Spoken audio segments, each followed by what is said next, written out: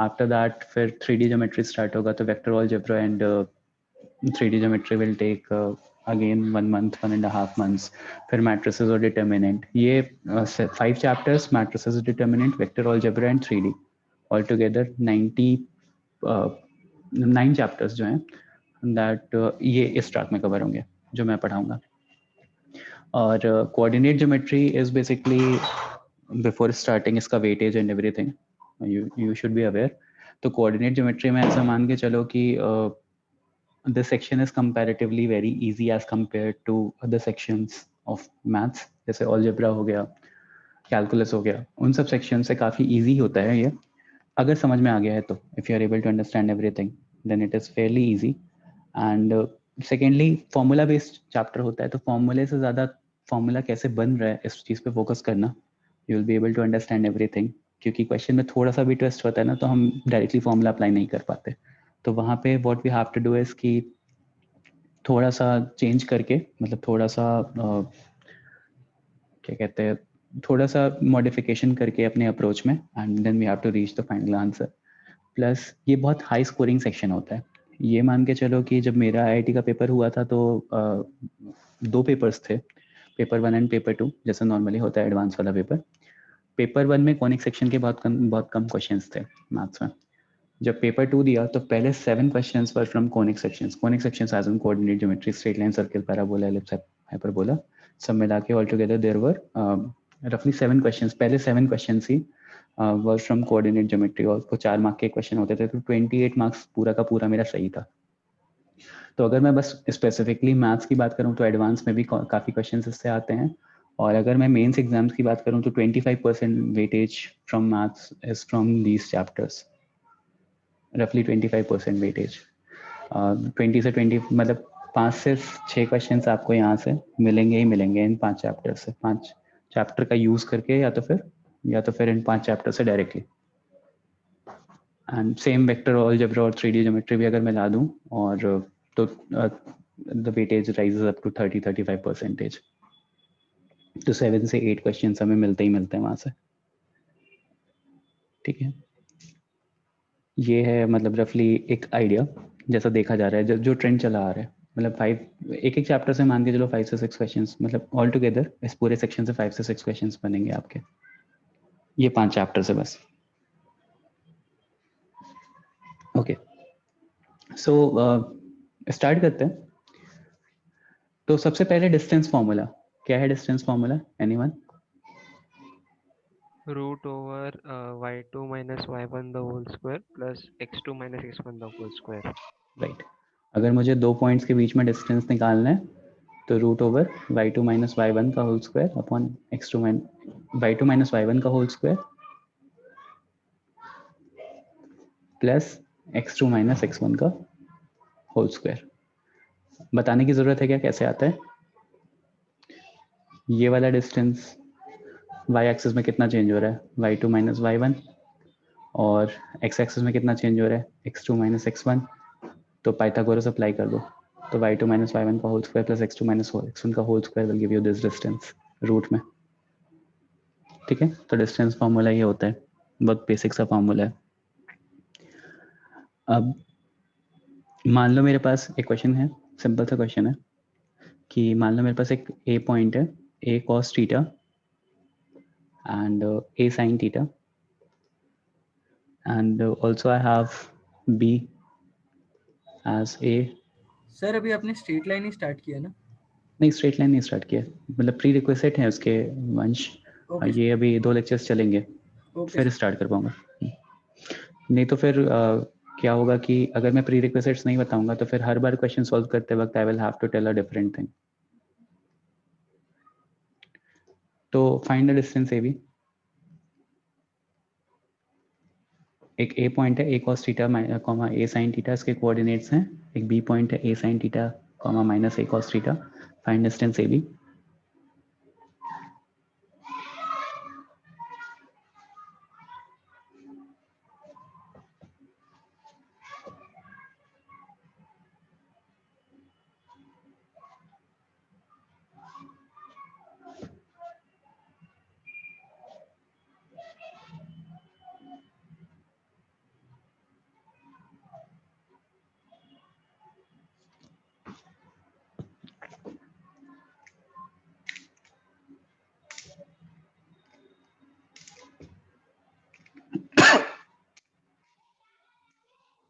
नहीं, हमें ए नहीं आ रहा।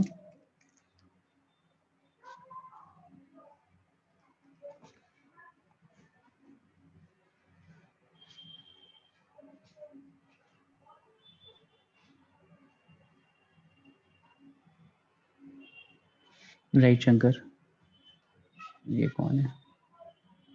सॉरी, अभी ये नाम नहीं पता मुझे। आईडी आ जा रही है पहले। हाँ करेक्ट, शाकिर। सही है तन्मय।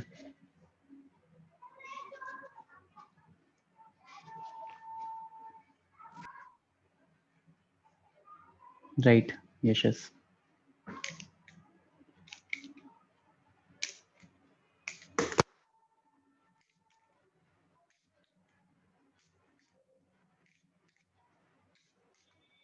सही है अदिति, सबका सही आ रहा है। राइट आना। Answer is a√2। a√2 कैसे आएगा? a cos theta minus a sin theta का होल स्क्वायर करोगे तो a square cos square theta plus a square sin square theta will give you a square. ठीक है, minus 2a sin theta cos theta, और इधर से क्या आएगा?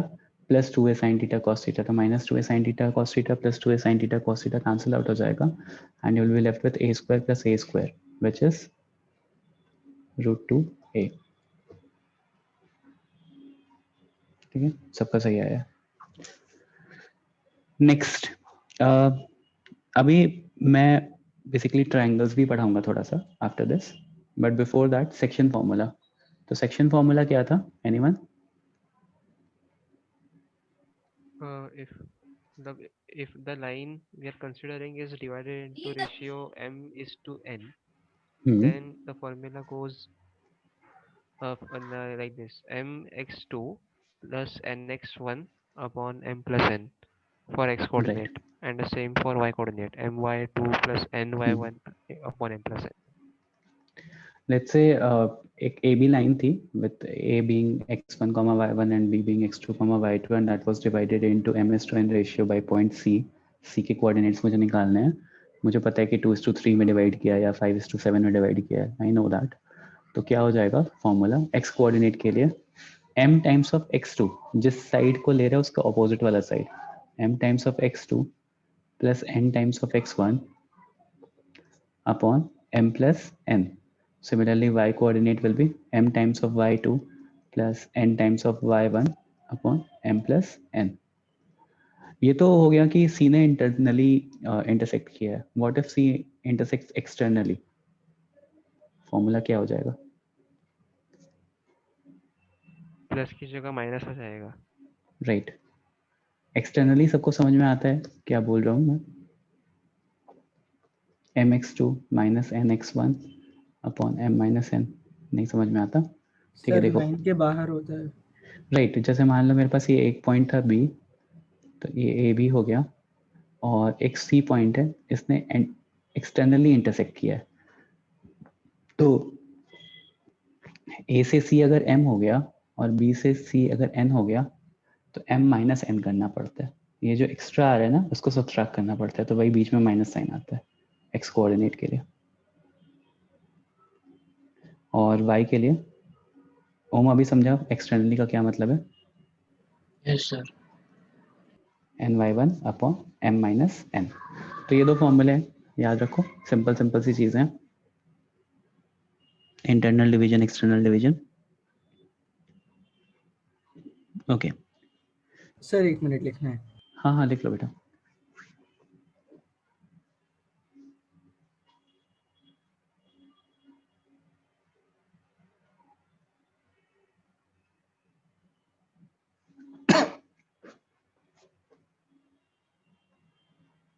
Okay done sir.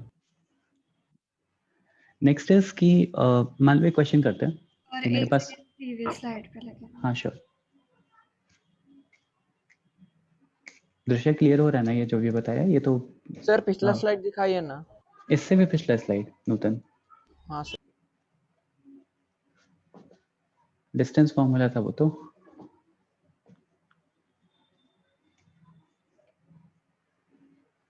हो गया सर। ओके।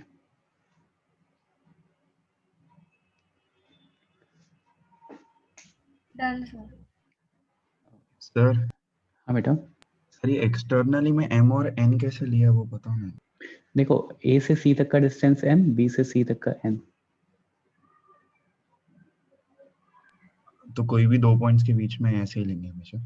हाँ ऐसे ही रहता है हमेशा। सर और x2 y b का ही है ना कोऑर्डिनेट? अभी मैं एक क्वेश्चन करवा दे रहा हूँ, समझ में आ जाएगा। x2 हाँ b का कोऑर्डिनेट है और x1 a का कोऑर्डिनेट है। ओके, जैसे मान लो एक क्वेश्चन करते हैं। क्वेश्चन इज कि if a point है 2,3 and if I have another point b as 4,5, ठीक है,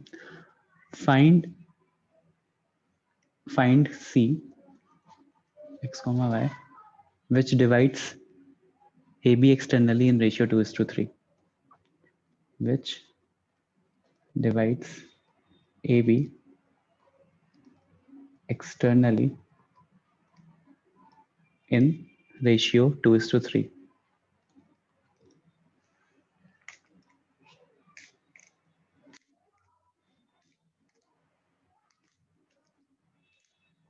सर अगर एक्सटर्नल है तो हम डिवाइड कैसे बोल सकते हैं? जैसे मान लो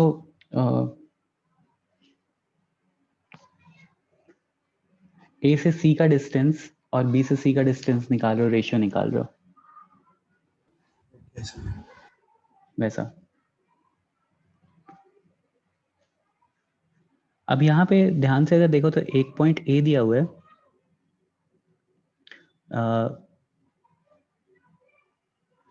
एक पॉइंट मेरे पास 2 मिनट आप ऊपर कर सकते हो। ऊपर कर सकते हो मतलब बेटा? नेक्स्ट मतलब इससे प्रीवियस। अच्छा ओके।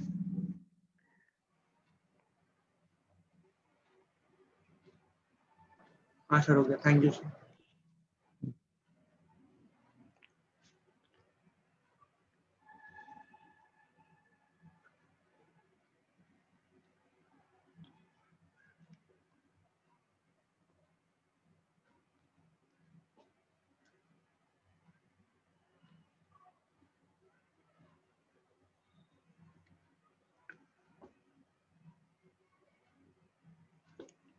देखो जिसको समझ में नहीं आ रहा कि ये फॉर्मूला आ कैसे रहा है, ध्यान से देखो।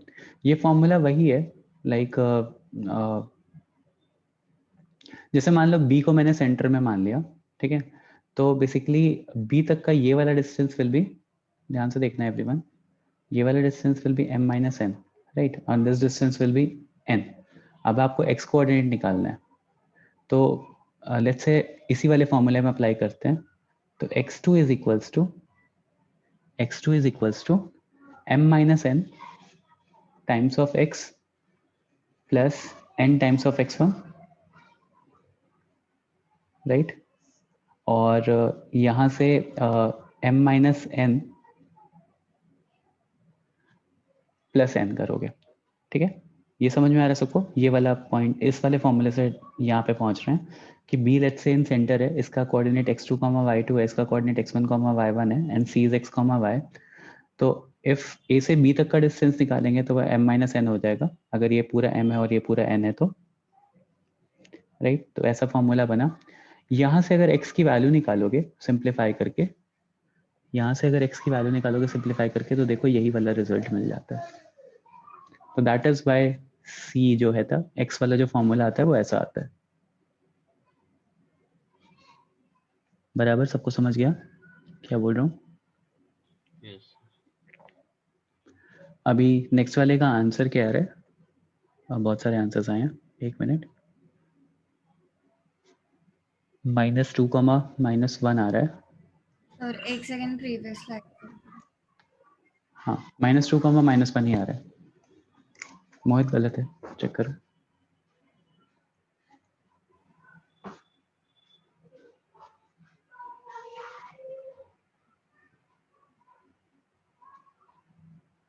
राइट कृष्ण,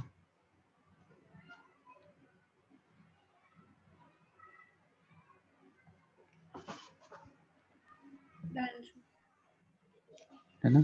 सबको समझ में आ गया ना? -2, -1 आ रहा है। इसका कैसे किया है? x will be m times of x2, तो 8 minus n times of x1, which will be 6 upon m minus n, तो 2 minus 3.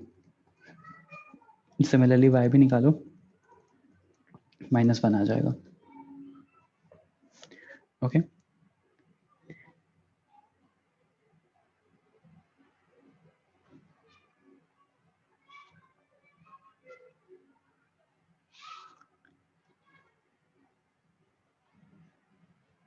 अच्छा, मान लो मेरे पास एक कॉन्सेप्ट है छोटा सा बस. Let's say I have 2 points A और बी, और दोनों पॉइंट को ज्वाइन करके एक लाइन बनाई, और कोई लाइन इसको कट कर रही है. लेट्स से λ/1 के रेशियो में, λ/1 के रेशियो में. I have the coordinates for this x1, y1, x2, y2, and line की इक्वेशन दी हुई है. Let's say x plus y is equals to 0. तो लैम्डा की वैल्यू निकालनी है, तो कैसे निकाल सकते हैं? मतलब जेनरिक क्वेश्चन है, बस अभी मैं वैल्यूज दूंगा. If I have line x1, y1, x2, y2, उसके बाद फिर मुझे बोला कि इनको ज्वाइन करने वाली लाइन ए बी हो गई, एंड ए बी में क्या किया फिर, ए बी को एक लाइन है x plus y is equals to 0 which is dividing the line AB in the ratio λ/1. Then how will we identify the value of lambda? How can we determine the value of lambda? Sir पहले हम lambda के terms में x और y के coordinates निकाल लेंगे और फिर उसको इस इक्वेशन में प्लग इन कर देंगे. राइट आदित्य, कर सकते हैं ऐसा. कोई और मेथड? सबको क्वेश्चन समझ गया राइट? सर क्वेश्चन का क्वेश्चन में आपको ए नोन है, ए के कोऑर्डिनेट्स नोन है, बी के कोऑर्डिनेट्स नोन है, ये लाइन इक्वेशन गिवन है आपको, और बताया कि ये लाइन जहाँ पे इंटरसेक्ट कर रही है that is dividing A B line in the ratio λ/1. तो find the value of lambda.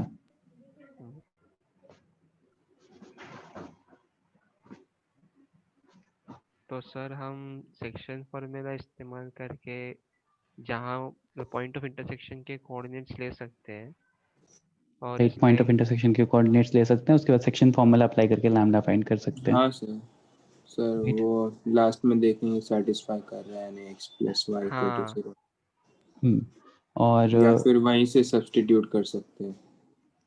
Right, वापस हाँ से वही से सब्स्टिट्यूट कर सकते हो, या तो फिर जैसे आदित्य ने पहले बोला था कि क्या कर सकते हैं. आदित्य क्या बोल रहे थे उस टाइम? सर कि पहले लैम्डा के टर्म्स में x और y कोऑर्डिनेट्स की वैल्यू निकाल लेंगे और फिर इसे इस इक्वेशन में डाल देंगे. मतलब इस पॉइंट को x और y मान लोगे और लैम्डा के टर्म्स में निकालोगे h कॉमा के, और इस वाली लाइन में सब्स्टिट्यूट कर दोगे. राइट? तो आपने उसके Yes, अलावा sir. दूसरी कौन सी मेथड बोली? देखो वंश, 2 मेथड्स हैं. सबसे पहले तो ये वाला कोऑर्डिनेट निकाल लें, क्योंकि दोनों का इंटरसेक्शन होगा. ये लाइन की इक्वेशन निकाल सकते हो, ये भी निकाल, ये लाइन की इक्वेशन पता है तो दोनों का इंटरसेक्शन होगा. Yes sir. एंड उसके बाद फिर h कॉमा के, जब आपको ये पॉइंट मिल गया तो फिर तो वही क्वेश्चन हो गया ना कि इंटरनली डिवाइड कर रहा है λ/1 के रेशियो में, सेक्शन फॉर्मूला अप्लाई कर दो. राइट? दूसरा मेथड इज कि मान लो इस वाले पॉइंट को λ/1 के रेशियो में डिवाइड कर रहे थे, इस कोऑर्डिनेट को λ/1 के रेशियो में निकाल सकते हैं, मतलब लैम्डा के टर्म्स में निकाल सकते हाँ हैं. सर, वो समझ गया. वो समझ गया ना जो हाँ. आदित्य बता रहे हैं, और फिर उसको इस इक्वेशन में सब्स्टिट्यूट कर दो. तो नोट डाउन वन क्वेश्चन.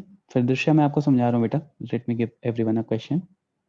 सबको ये कॉन्सेप्ट समझ गया जो बता रहा था यहाँ पे, दोनों मेथड्स? यस कोई नहीं, किसी को नहीं समझा तो पूछ लेना, ऐसे डरना नहीं, हेजिटेट मत करना, मैं डांटता नहीं हूँ. तो देखो मेरे पास एक पॉइंट है a -1 कॉमा -2, एक पॉइंट है b 2,3, ठीक है. Line y is equals to x intersects AB at P, intersects AB at P. Find the ratio in which P divides AB. Find the ratio in which P divides AB. अच्छा, before proceeding, मुझे एक और चीज बतानी है यहाँ पे, जब भी ऐसा कुछ दिया रहे ना कि find the ratio in which p divides ab, तो it is always advisable to take λ/1 का रेशियो या k/1 का रेशियो रादर देन m/n। क्यों? हाँ सर, Can- दो सर m/n कैलकुलेशन लिया कम तो हो दो जाए। इक्वेशन बनेंगे। राइट, दो वेरिएबल्स आ जाएंगे अगर m/n करोगे तो we have to identify two variables. Instead अगर मैं λ/1 या k/1 लूंगा तो बस एक ही वेरिएबल रहेगा और बस k की वैल्यू आइडेंटिफाई करनी पड़ेगी। ठीक है, तो ये आप लोगों ने क्लास 10th में सीखा होगा वैसे। हाँ सर, But- पता है। यस सर, ये सेम क्वेश्चन क्लास 10th में आते हैं। अच्छा, आ चुके हैं, ठीक है फिर करो। हाँ दृश्या, देखो इधर वाले क्वेश्चन में क्या किया ना, let's say this is x1, this is y1, this is x2, this is y2 and you have to identify, क्योंकि ये externally कट कर रहा है तो externally का फॉर्मूला मैंने क्या बताया, x is equals to m times of x1 sorry m times of x2 minus n times of x1 upon m minus n। अब m2 है, n3 है, x2 भी पता है, y2 भी पता है, x1 भी पता है, तो सब्स्टिट्यूट करें तो 2 into 4 will be 8 minus 3 into 2 will be 6 divided by m minus n। Sir समझ हमें गए? ये कैसे पता चलेगा कि इंटरनली डिवाइड क्या है एक्सटर्नली? क्वेश्चन में पूछा है ना वो कि देगा question ना। पूछा है। ये वाले नहीं, अगले वाले। अच्छा, अगले वाले में इंटरसेक्ट कर रहे हैं ना बेटा ए बी को एट पी। अच्छा, intersect.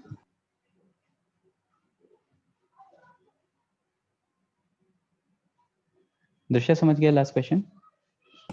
Yes. Okay,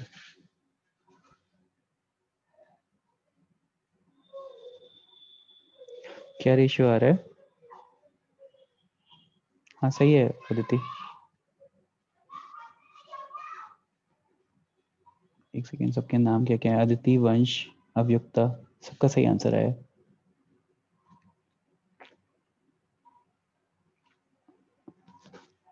right Shankar.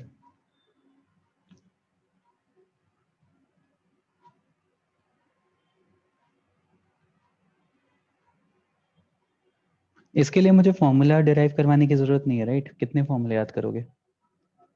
Right ओम, सही है शाकिर। सर ऐसे क्वेश्चन के लिए प्रॉपर फॉर्मूला भी है? बना सकते हो, कोई इशू नहीं है, ओके सर।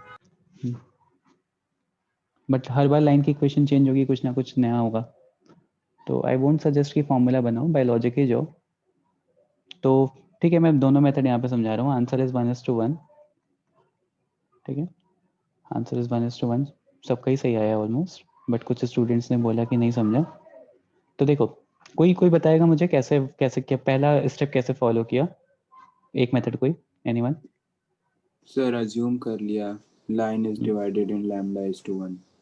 ठीक है, मेरे पास ए पॉइंट था, मेरे पास -1, -2 and I had B point 2, 3 और एक y is equals to x line I, sorry, intersected at p। तो आपने एज्यूम कर लिया कि λ/1 में डिवाइड हुआ, ठीक है। यस नेक्स्ट सर, तो उसके P बाद पॉइंट का निकल जाएगा लैम्डा में। हाँ p पॉइंट के कोऑर्डिनेट्स लैम्डा में निकाल सकते हो, h is equals to lambda times of 2 -1 upon lambda plus 1। Similarly k is equals to lambda के टर्म्स में निकाल सकते हो, ठीक है। और यहाँ पे क्या करोगे, ये सेटिस्फाई करेगा y इक्वल टू x को, उस लाइन पे ये आ y रहा इज है। इक्वल्स टू x को सेटिस्फाई करेगा, तो h की जगह ये डाल दो और अब k की वैल्यू भी निकाल लेते हैं एक बार। k की वैल्यू क्या आएगी, lambda times of 3 lambda -2 upon lambda plus 1। अब h y is equals to x को सेटिस्फाई करेगा, that means h is equals to k, तो इन दोनों को इक्वेट कर दो, लैम्डा मिल जाएगा। समझा पहला method everyone? Yes sir sir. आप वापस समझा सकते हो, मेरे इधर नहीं, कट गया। नहीं समझा सर। ओके, देखो क्या किया मैंने, ये पॉइंट P है h, k, ठीक है। मैंने अज्यूम किया कि λ/1 में ये डिवाइड हो रहा है, ये ए बी लाइन, यहाँ तक क्लियर है। तो अगर सेक्शन फॉर्मूले का अप्लाई करोगे तो lambda times of this coordinate plus 1 times of this coordinate will be equal to h. H की value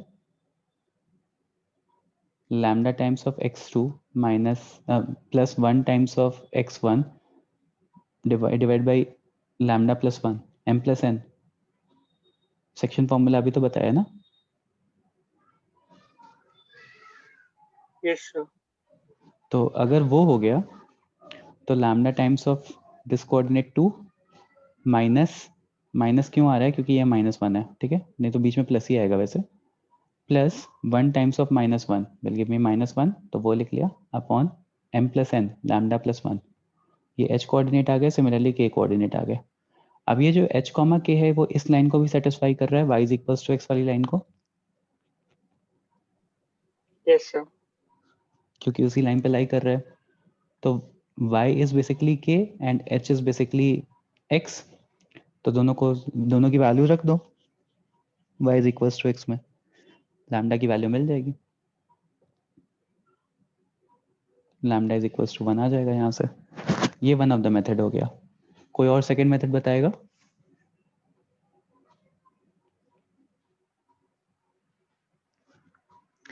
बेटा देखो, बस इतना सा सोचो कि अगर मैंने p के कोऑर्डिनेट्स निकाल लिए तो p के कोऑर्डिनेट्स इस लाइन को सेटिस्फाई करेंगे ना. तो इस लाइन में y की जगह k रख दो, x की जगह h रख दो, इक्वल कर दो. ठीक है. सेकंड मेथड क्या है? सेकंड मेथड क्या बताया था मैंने? एनीवन? सेकंड मेथड अभी नहीं कर पाओगे क्योंकि अगर आपको 2 पॉइंट्स दिए हो तो लाइन की इक्वेशन डिटरमाइन करना आना चाहिए. वो आप लोगों को अभी नहीं आता, राइट? तो यही वाले मेथड से जाओ. सर मतलब वो 2 इक्वेशन लीनियर इक्वेशन. हाँ, मतलब लाइक अब मुझे मान लो मेरे 2 पॉइंट्स दिए रहेंगे.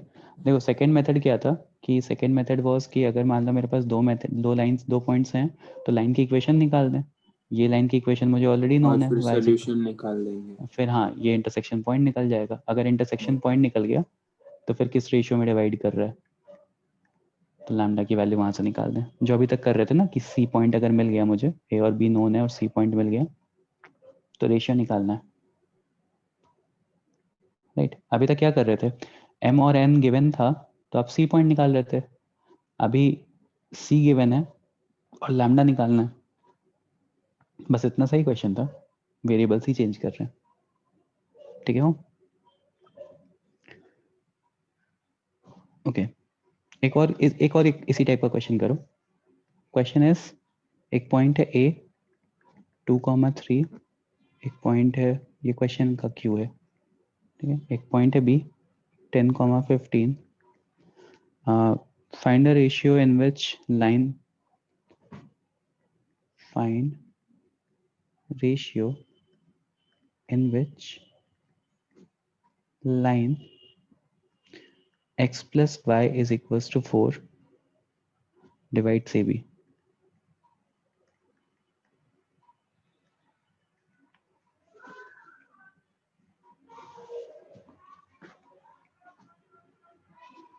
Similar type of question है.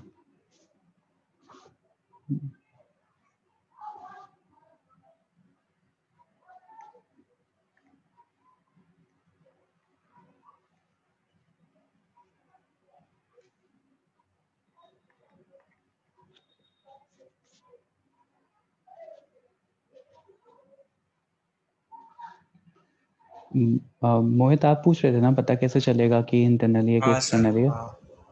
अगर मान लो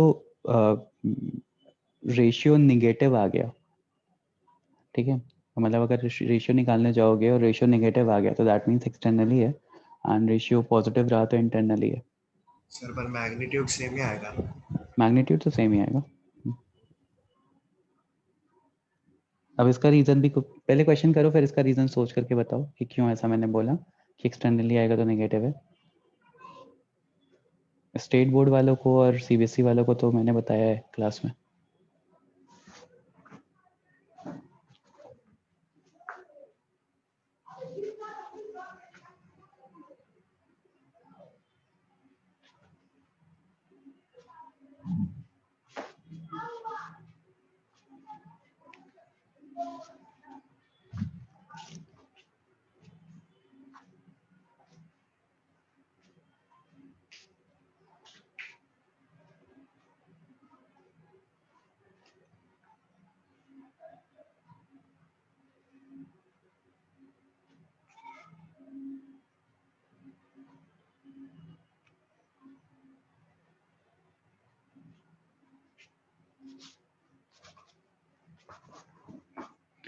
करेक्ट वंश।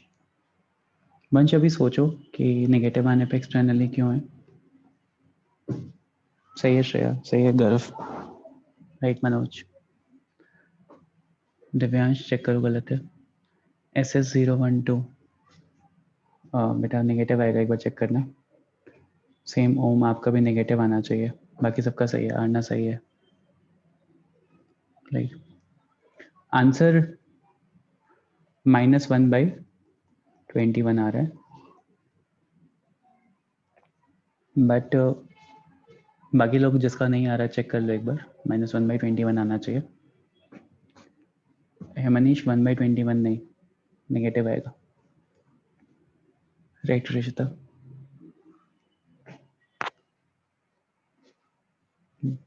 अब नेगेटिव एक्सटर्नली क्यों हो रहा है, कोई बताएगा? सर अगर हम वो सोचे कि A to B वो M-N है तो उससे कुछ रिलेट होता है। -N है, कुछ आपने ऐसा पहले ही समझो कि बोला था ना कि सबको जो लेंथ है A to B उसे हम लोग M-N कंसिडर कर सकते हैं। हाँ, मतलब लैम्डा -1 कंसिडर कर सकते हो उसको इस सिचुएशन में, M-N। बट कुछ ऐसा समझो कि सबको समझ में आ जाए, लाइक सबके दिमाग में ये इमेज क्लियर हो जाए। एनीवन? नेगेटिव एक्सटर्नली क्यों होता है, सिंपल सा क्वेश्चन है, एंड पॉजिटिव इंटरनली क्यों हो रहा है?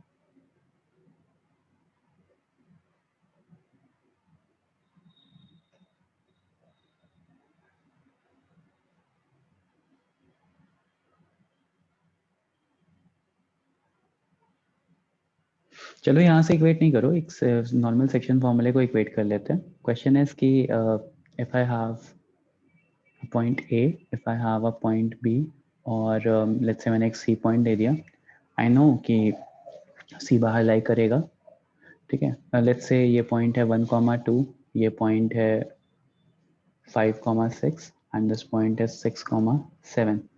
तो सबसे पहले तो find the ratio in which C divides AB. Find the ratio in which C divides AB. निकालो एक बार।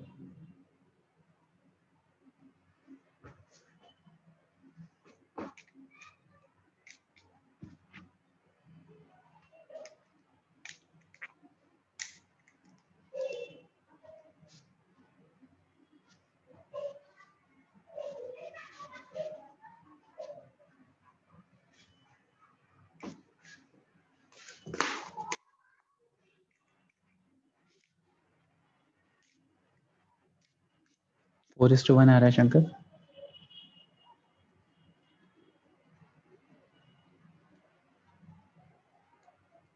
सबका 4:1 आ रहा है।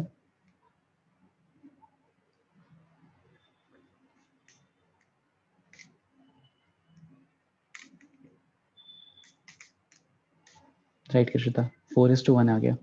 अब लेट्स से यहाँ तो मुझे पॉइंट C नोन था, ठीक है। अब लेट्स से मैंने क्वेश्चन को स्विच किया एंड मैंने बोला, हाँ दृश्या, Back to the previous slide. हाँ बेटा इसमें क्या नहीं समझा? नहीं कुछ नहीं हो गया अभी, मेरे को लगा मेरे को पहले रॉन्ग आ रहा था इसलिए। अच्छा ओके। तो find the ratio in which C divides AB, ये क्वेश्चन था। तो 4:1 आ रहा है सबका, राइट। देखने से भी लग रहा है ना कि 4 यूनिट से ये बढ़ रहा है, 4 यूनिट से ये बढ़ रहा है, इधर ये 1 यूनिट बढ़ रहा है, तो 4:1 ही आएगा डायरेक्टली। अब अगर मैंने क्वेश्चन को चेंज किया, क्वेश्चन का फ्रेज चेंज किया, instead of saying that, instead of giving you the point C, जैसा कि यहाँ पे भी नहीं नोन था, if I am saying that, मतलब कोई कंडीशन दे दी कि like C is lying on line X 6,7, X plus, sir इसमें C क्या इसमें C एक्सटर्नली डिवाइड कर रहे हैं। हाँ एक्सटर्नली डिवाइड कर रहा है, नोन है, तो दैट इज बाय 4:1 डायरेक्टली लिख दिया क्योंकि हम एक्सटर्नली वर्ड यूज कर रहे हैं। बट द पॉइंट इज कि अगर मैं एक्सटर्नली वर्ड नहीं यूज कर रहा हूँ तो बाय डिफॉल्ट वो नेगेटिव क्यों आ जाता है? Why is it so that it comes out as negative? Question is that. अगर negative आ रहा है तो for sure externally है, positive आ रहा है तो for sure internally है. But the question is कि why does it comes out as negative if in case I haven't mentioned externally or internally anything? Sir आपने स्टार्टिंग हाफ आवर में section formula पे discussion किया है ना? हाँ अभी तो वही चल रहा है. किया था. ओके मतलब वंश वाज राइट इन अ वे कि वंश जब डिस्क्राइब कर रहा था कि सिंस ms/n का फ्रैक्शनल फिगर आता है मेरे पास, तो दैट इज व्हाई क्या होता है कि एक नेगेटिव साइन आता है. अब इसको प्रूव करने के लिए हम कैसे करेंगे? How will be prove that negative आ रहा है तो इसका मतलब एक्सटर्नली हो रहा है? बस इतना सही पॉइंट है मेरा. पूछना है मतलब मुझे, पूछ रहा हूँ.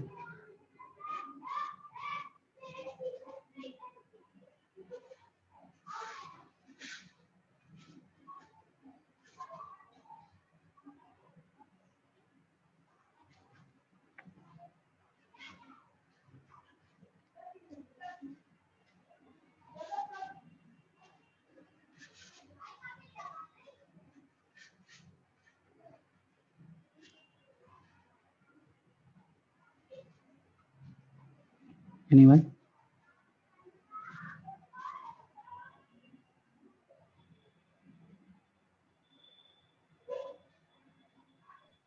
सर आप एक बार बता सकते हो एक्सटर्नली डिवाइड करने का एग्जैक्ट मीनिंग क्या होता है? पॉइंट कैसे डिवाइड करेगा?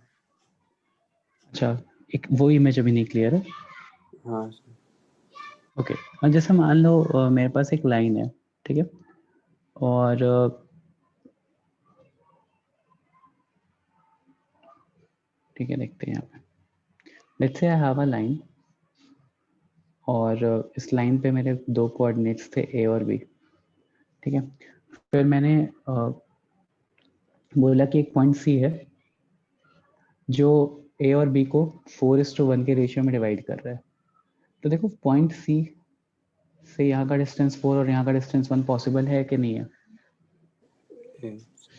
तो बस यही होता है कि एक्सटर्नली 4:1 में डिवाइड कर रहा है, और फिर एक आता है इंटरनली भी 4:1 में डिवाइड कर सकते हैं. सर अगर पॉइंट से ये कोलिनियर होने के बजाय कुछ और होता तो मतलब एज एन यहाँ पे कहीं होता तो? हाँ, तो उसमें एक्सटर्नली डिवाइड होता है. उसमें फिर एक्सटर्नली नहीं होता ना, एक्सटर्नली इंटरनली का कोई सिग्निफिकेंस नहीं रह जाता. ओके. क्योंकि वो बोलता यही है कि लाइन ए बी को एक्सटर्नली कट कर रहा है.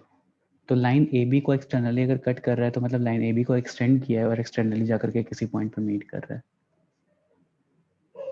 तब उसका सिग्निफिकेंस आ रहा है. एल्स उसका कोई सिग्निफिकेंस नहीं रहेगा ना अगर वो लाइन से बाहर चला गया. फिर तो बेसिकली आप डिस्टेंस को इक्वेट कर रहे हो, कट नहीं कर सकते हो ना लाइन को.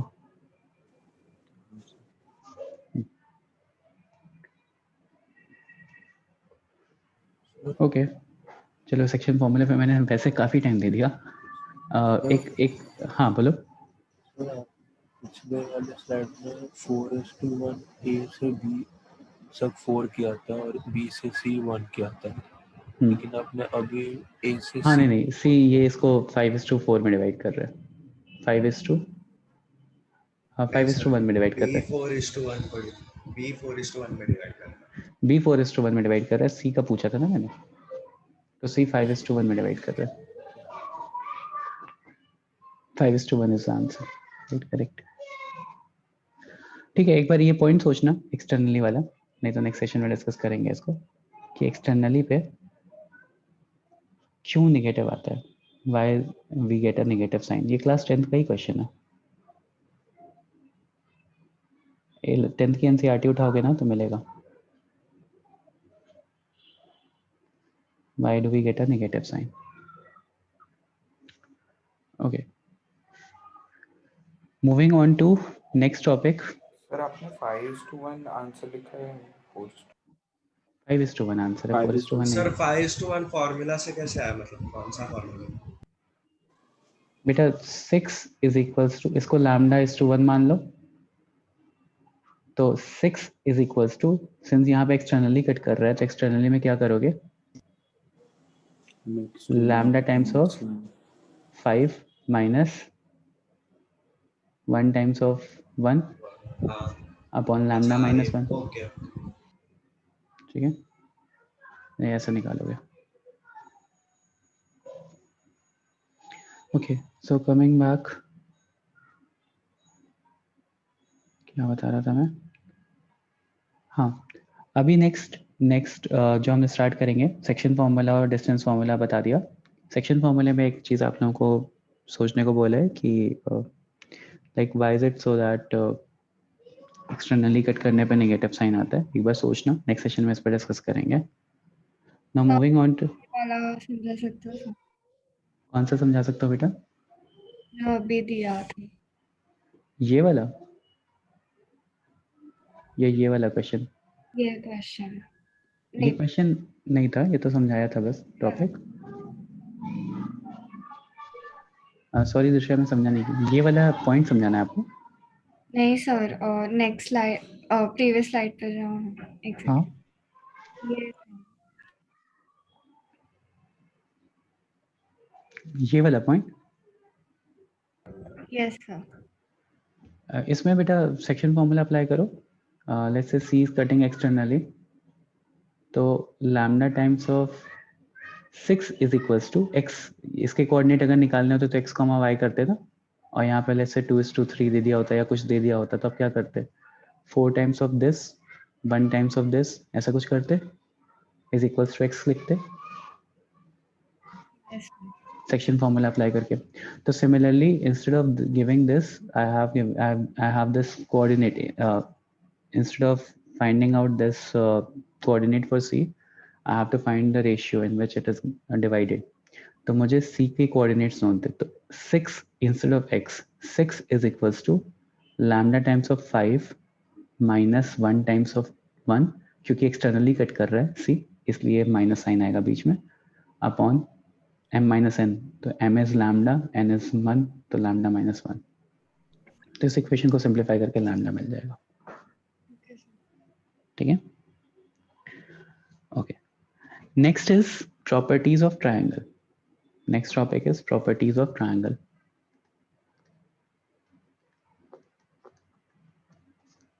तो ट्रायंगल की प्रॉपर्टीज में सबसे पहले तो बेसिक चीजें आप लोगों को पता है कि किसी भी ट्रायंगल में वर्टेक्स को कैपिटल बी कैपिटल सी से डिनोट करते हैं, और ऑपोजिट वाला is the side represented with small letters, right? You guys know this thing.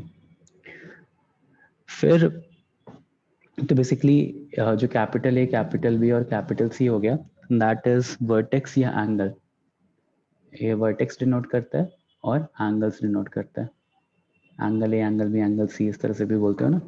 और जो स्मॉल ए, स्मॉल बी और स्मॉल सी है, this denotes sides of triangle, या साइड की लेंथ बताने की कोशिश करता है, साइड की लेंथ बताता है। ओके, डोंट वरी, ये सब नहीं है ट्राइंगल्स में, प्रॉपर्टीज ऑफ ट्राइंगल में अच्छी चीजें। नेक्स्ट इज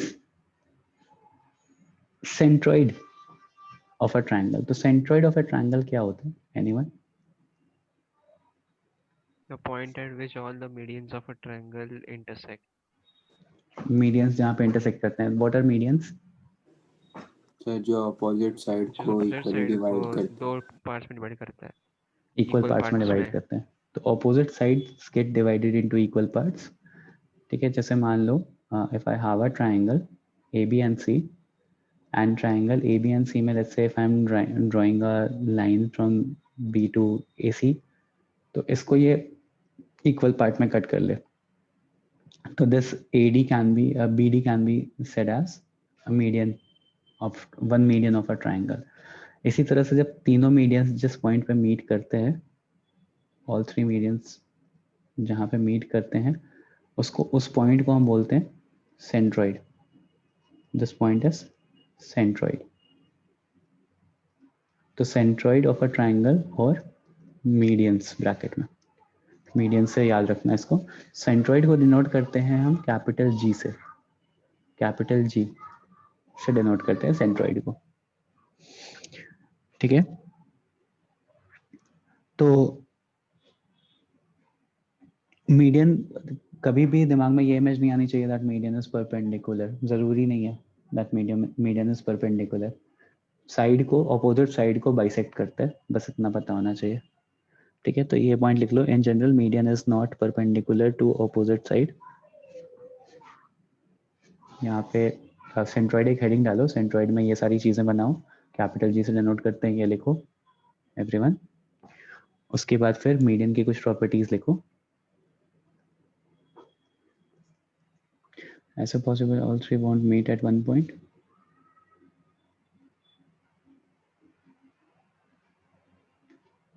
पॉसिबल है, फिर उसमें सेंट्रॉइड ने नहीं मतलब मीट करेंगे ही करेंगे वो।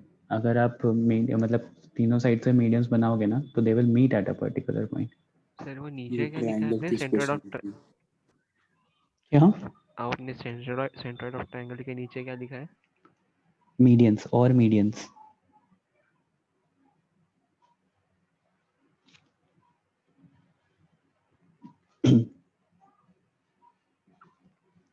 फिर सेंट्रॉइड को कैपिटल जी से डिनोट करते हैं, ये लिख लेना। और फिर मीडियन हेडिंग डाल करके, सब हेडिंग डाल करके मीडियन की कुछ प्रॉपर्टीज लिखो। सर सेंट्रॉइड मीडियन को 2:1 के रेशियो में भी डिवाइड करता है ना? राइट वंश, वेरी गुड, वो भी लिखवाऊंगा अभी। तो पहले मीडियन की प्रॉपर्टीज लिखो कि in general median is not perpendicular to opposite side. In general median is not perpendicular to opposite side. Sir आप कुछ लिख रहे हो क्या? नहीं, मैं कुछ लिख नहीं रहा हूँ, मैं डिक्टेट कर रहा था। लिख दूं क्या? लिखो, इन जनरल मीडियन इज नॉट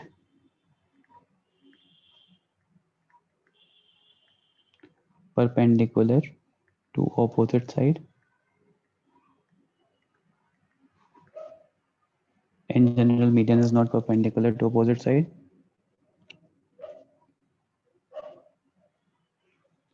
एक और पॉइंट लिखो, इन जनरल, नेक्स्ट पेज पे जा रहा हूँ मैं। In general median is not perpendicular to opposite side. Next point is median के अंडर में ही, in general median do not divide triangle into two congruent or two similar triangles. In general,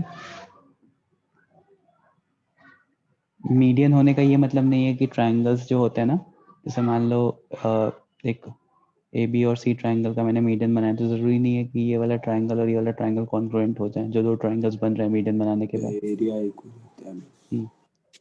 तो हाँ, एरिया इक्वल होता है, लेकिन इन general median do not divide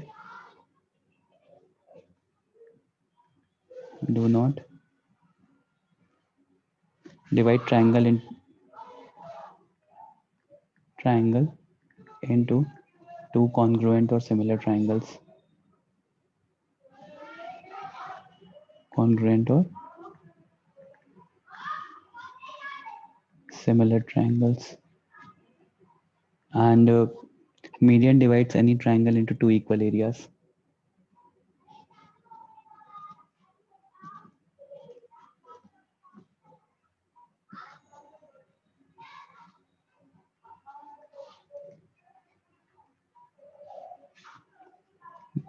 कितने drop होते रहते हो आप लोग मीटिंग से? सर ये पहले के दो जो आपने स्टेटमेंट्स दिए वो इक्विलैटरल ट्रायंगल के लिए अप्लाई नहीं होते ना? नहीं, इन जनरल इसीलिए लिखा है, कुछ जगह पे हो जाएगा, at some places this will be valid but not everywhere. ठीक है, median divides any triangle in two equal areas. Sir first दो जिसमें आपने इन जनरल लिखा है वो सिर्फ इक्विलैटरल में ही वैलिड होता है ना? एक बार राइट एंगल ट्रायंगल का भी देखना पड़ेगा। Okay sir.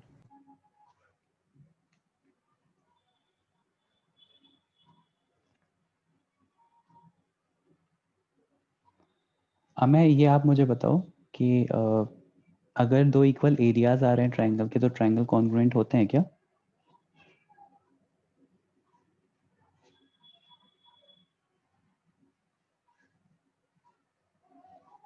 बस वही रीजन है। दो इक्वल एरिया में डिवाइड कर रहा है, दैट डजंट मीन ना कि उस एंगल बी और एंगल सी का एंगल सेम हो जाएगा, ये साइड लेफ्ट वाली साइड और राइट वाली साइड बराबर हो जाएगी। कॉन्ग्रुएंट के लिए तो सब चीज़ें सेम होनी चाहिए ना, ट्रायंगल इज सेम, पूरा का पूरा सेम ट्रायंगल ही बना हुआ है। समझ में आ रहा है? सिमिलर कैसे हो सकते हैं? अगर एक भी एंगल डिफरेंट हो गया तो सिमिलर भी नहीं हो सकते ना।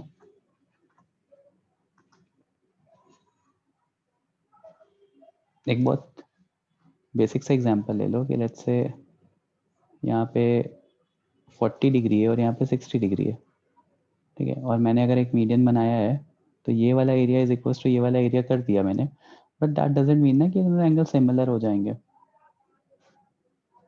कुछ भी नहीं कह सकते हो ना।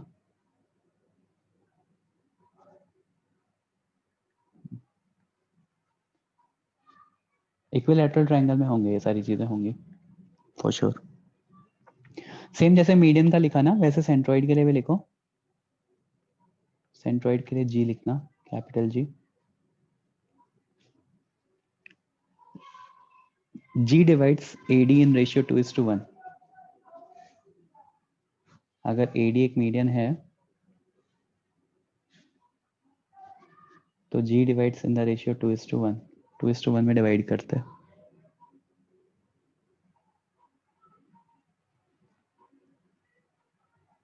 लिख लो इसको, G divides AD in ratio 2:1। Sir वो हर मीडियन के लिए होता है? एवरी मीडियन, हमेशा।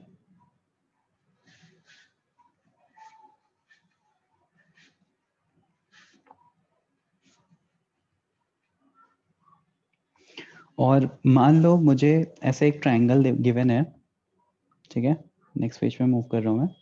Let's say if I have a triangle A B and C,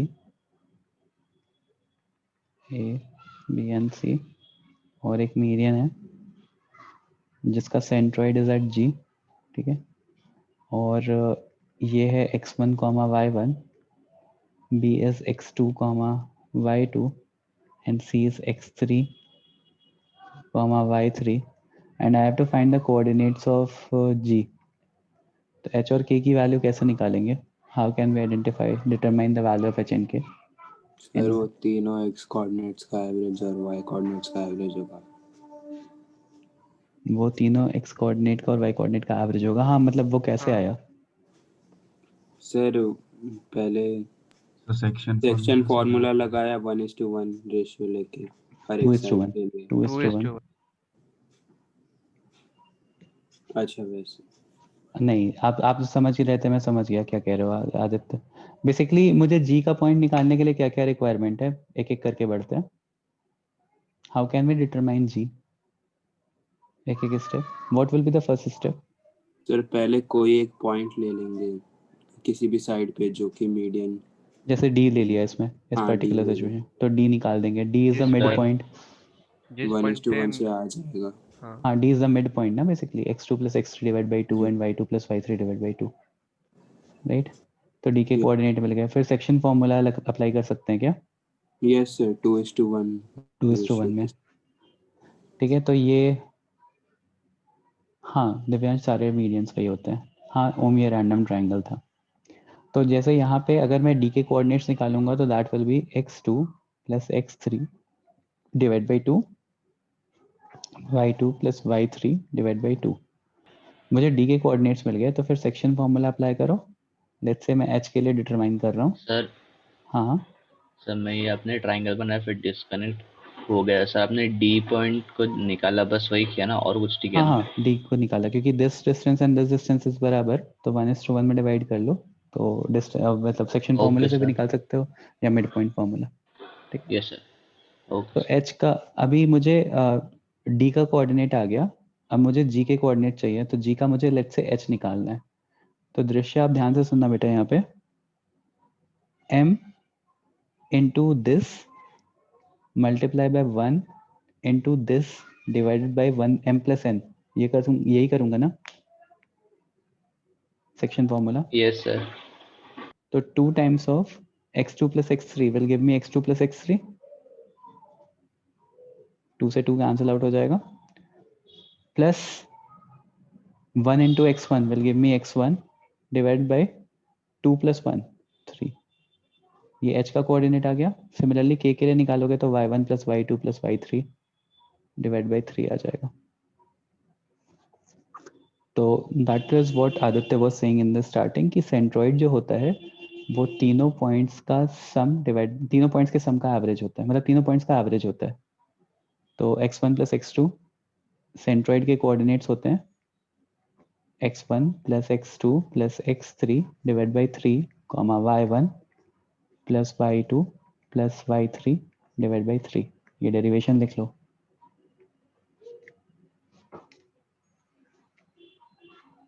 sir सब केसेस में यही रहेगा. सब केसेस में हाँ हमेशा यही रहता है ऑलवेज. ये तो मैंने बहुत जनरल लेकर के कर दिया ना, तो बाकी सबके लिए तो वैलिड रहेगा ही ना.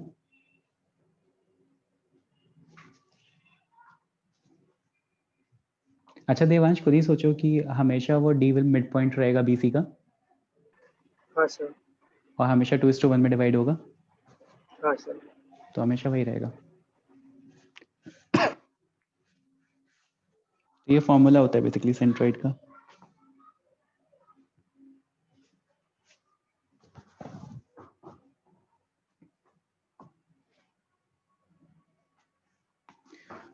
और एक लास्ट पॉइंट लिख लो कि सेंट्रॉइड जो होता है ना, centroid always lies inside the triangle. G always lie inside the triangle. Centroid जो होता है जी, कैपिटल जी का मतलब सेंट्रॉइड हो गया. Centroid always lie inside the triangle. Triangle के अंदर ही लाई करता है हमेशा सेंट्रॉइड.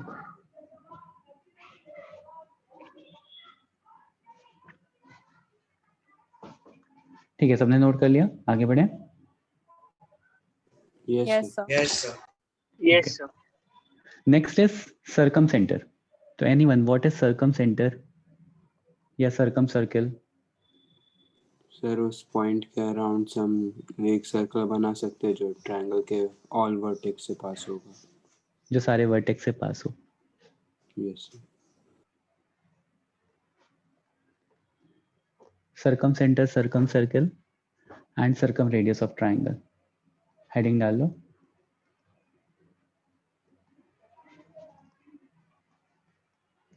ठीक है, circum centre, circum circle and circum radius of triangle.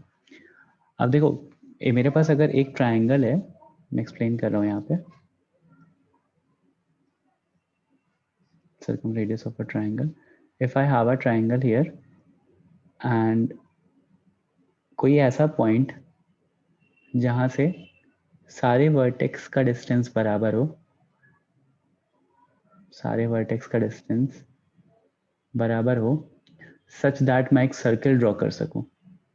Keeping this edge radius, मैं एक सर्कल ड्रॉ कर सकूं.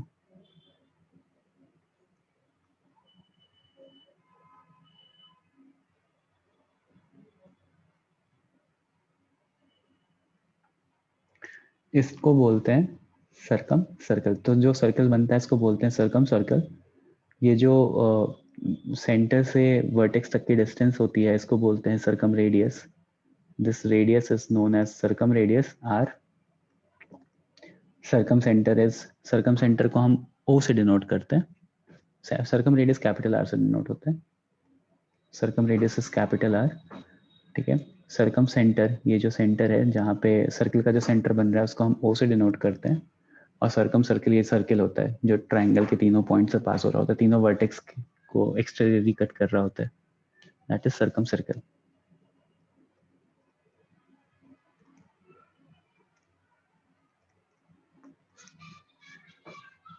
ठीक है. तो सर्कम सर्कल एक हेडिंग डालो और सर्कम सर्कल में लिखो, डेफिनेशन लिखो. It is a unique circle passing through all three vertices of a triangle. Unique circle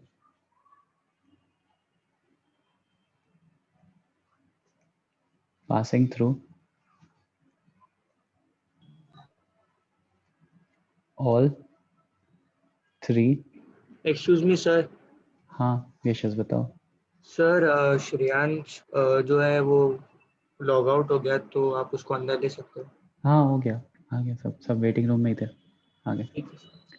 हाँ तो इस circum circle is a unique circle passing through all 3 vertices of a triangle. Sir क्या आप वो जो लास्ट में explain किए थे वापस एक्सप्लेन कर सकते हैं सेंट्रॉइड हाँ वाला? श्योर। सेंट्रॉइड वाला वहां से गए थे क्या बेटा? नहीं सर, मतलब लास्ट पार्ट आपने जो पढ़ाया था मैं गायब हो गया। हाँ यहाँ से देखो यहाँ पे ये इसका मिड पॉइंट हो जाएगा क्योंकि इक्वल पार्ट में डिवाइड हो रहे हैं। मीडियन का मतलब यही होता है, राइट? Yes sir. तो अगर मिड पॉइंट हो गया तो x2 plus x3 divide by 2, y2 plus y3 divide by 2। अब ये इसको 2:1 में डिवाइड कर रहे हैं तो सेक्शन फॉर्मूला अप्लाई करोगे तो 2 times of x2 plus x3 divide by 2 into plus 1 time of x1 divide by 2 plus 1, यही करोगे ना? Yes sir. तो 2 times of x2 plus x3 divide by 2 में 2 से 2 कैंसिल आउट हो जाएगा तो x2 प्लस x3 बचा plus 1 times of x1 got it ना? ओके। और ये एक पॉइंट था कि जो सेंट्रॉइड होता है ये always lies inside the triangle. Manoj अगर तीनों वर्टेक्स से पास हो रहा है और circle inside of the triangle आ रहा है, ऐसा एक सर्कल बना के बता सकते हो क्या जो तीनों वर्टेक्स से पास हो और सर्कल के अंदर भी लाई करे? पॉसिबल है मनोज? हाँ साइड टच करके पॉसिबल है, ठीक है, साइड टच करके पॉसिबल है, बट ये जो वर्टेक्स वाला सर्कल बनता है ना इसको सर्कम सर्कल ही बोलते हैं। उसको जिसकी आप बात कर रहे हो उसको इन सर्कल बोलते हैं, वो इनसाइड रहता है ना तो उसको इन सर्कल बोलते हैं। ओके सर आपने जो लिखा है वो आप डिक्टेट कर सकते हो? हाँ बेटा मैं बहुत बता रहा हूँ। It is circum circle is a unique circle passing through all 3 vertices of triangle. Unique circle passing through all 3 vertices of triangle. तीनों वर्टेक्स से पास होने वाला सर्कल। हाँ ये इस सर्कल का जो सेंटर है वो हमेशा ट्रायंगल के अंदर ही रहेगा, ऐसा कंपलसरी नहीं है ना? नहीं बिल्कुल भी नहीं कंपलसरी है। ऑब्ट्यूज एंगल में अलग ऑब्ट्यूज एंगल में बाहर आएगा। राइट एंगल ट्रायंगल पे कहाँ रहेगा? उसमें हाइपोटेन्यूज पे। Very good. तो डेफिनेशन लिखो, अभी मैं ये सब सारे पॉइंट्स लिखवा रहा हूँ जिससे कि कुछ मिस ना हो पाए, ठीक है? Circum circle is unique circle passing through all 3 vertices of triangle. Circum centre को कैपिटल O से डिनोट करते हैं, याद रखना, भूलना नहीं, लेटर्स में कंफ्यूज मत होना, ठीक है? Circum centre is centre of circum circle, centre of circum circle and circum radius is radius of circum circle. बहुत सिंपल सी डेफिनेशन है। मेन चीज ये है कि सर्कम सर्कल वो सर्कल होता है जो तीनों वर्टेक्स से पास होता है। रेडियस ऑफ सर्कम सर्कल, ठीक है? अच्छा सर्कम सेंटर बनता कैसे है? अगर ज्योमेट्री में सर्कम सेंटर आप लोगों ने बनाना सीखा है क्लास 9th में? Point of intersection of perpendicular bisector. Point of intersection of perpendicular bisector, right? Sir उससे प्रूव भी किया था, one circle can pass through 3 points. तो सर्कम सेंटर को ऐसे भी लिख सकते हो कि circum centre is the point of intersection of all 3 perpendicular bisectors. Point of intersection of perpendicular bisectors. Anyone, what is apart from the ones who have answered this question, anyone else? Perpendicular bisector क्या होता है? What are perpendicular bisectors?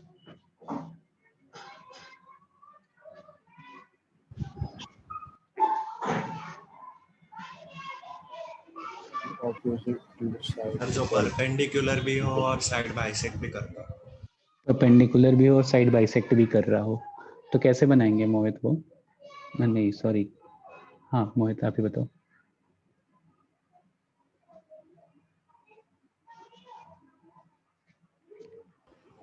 Sir इस line को bisect करने वाला और perpendicular होना चाहिए। राइट, बस कुछ भी नहीं करना, यहाँ पे इसको बाइसेक्ट करने वाला एक पॉइंट लेंगे और उससे परपेंडिकुलर बना देंगे, तो वो जहाँ पे भी जाएगा वो हो गया। सिमिलरली इस लाइन को बाइसेक्ट करे और इससे परपेंडिकुलर है, सिमिलरली इस लाइन को बाइसेक्ट करे और इससे परपेंडिकुलर है, तो जिस पॉइंट पे मीट करेंगे उसको हम ऑर्थो सेंटर बोलते हैं। और फिर ऑर्थो सेंटर से यहाँ तक का वर्टेक्स ए तक का डिस्टेंस या वर्टेक्स बी तक का डिस्टेंस ले लो, ठीक है, कंपास से, एंड सर्कल बना दो। ऑर्थो सेंटर में तो वर्टेक्स से ऑर्थो सेंटर नहीं, सॉरी, परपेंडिकुलर ऑर्थो सेंटर नहीं, सॉरी, सर्कम सेंटर बोलते हैं, सर्कम सेंटर बोलते हैं। एंड क्या करो, यहाँ से सर्कम सेंटर पे रखो एक कंपास और किसी भी एक वर्टेक्स को टच करो और सर्कल बना दो, तो you will get circum circle, ठीक है। तो परपेंडिकुलर बाइसेक्टर्स जहाँ पे मीट करते हैं, point of intersection of perpendicular bisectors, वो सर्कम सेंटर होता है। सर इसमें भी वो 2:1 रेशियो वैलिड है? नहीं, 2:1 नहीं होता इसमें। सर बट ये टिपिकल मीडियन ही हो गया ना एक तरीके। कैसे मीडियन हो गया बेटा? मीडियन परपेंडिकुलर नहीं होता ना, जरूरी नहीं है। और वर्टेक्स से पास करेगा कि नहीं वो भी नहीं पता। हाँ, अच्छा हाँ, ये जरूरी भी नहीं कि वर्टेक्स से पास भी करे।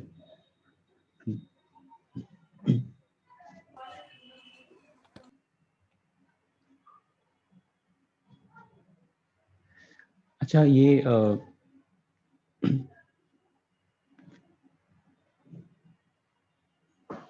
एक और स्टेटमेंट यहाँ पे लिख लो कि any point on perpendicular bisector of a line segment, इसको समझाता हूँ अभी। Any point on perpendicular bisector of a line segment is equidistant from endpoints, is equidistant from endpoints.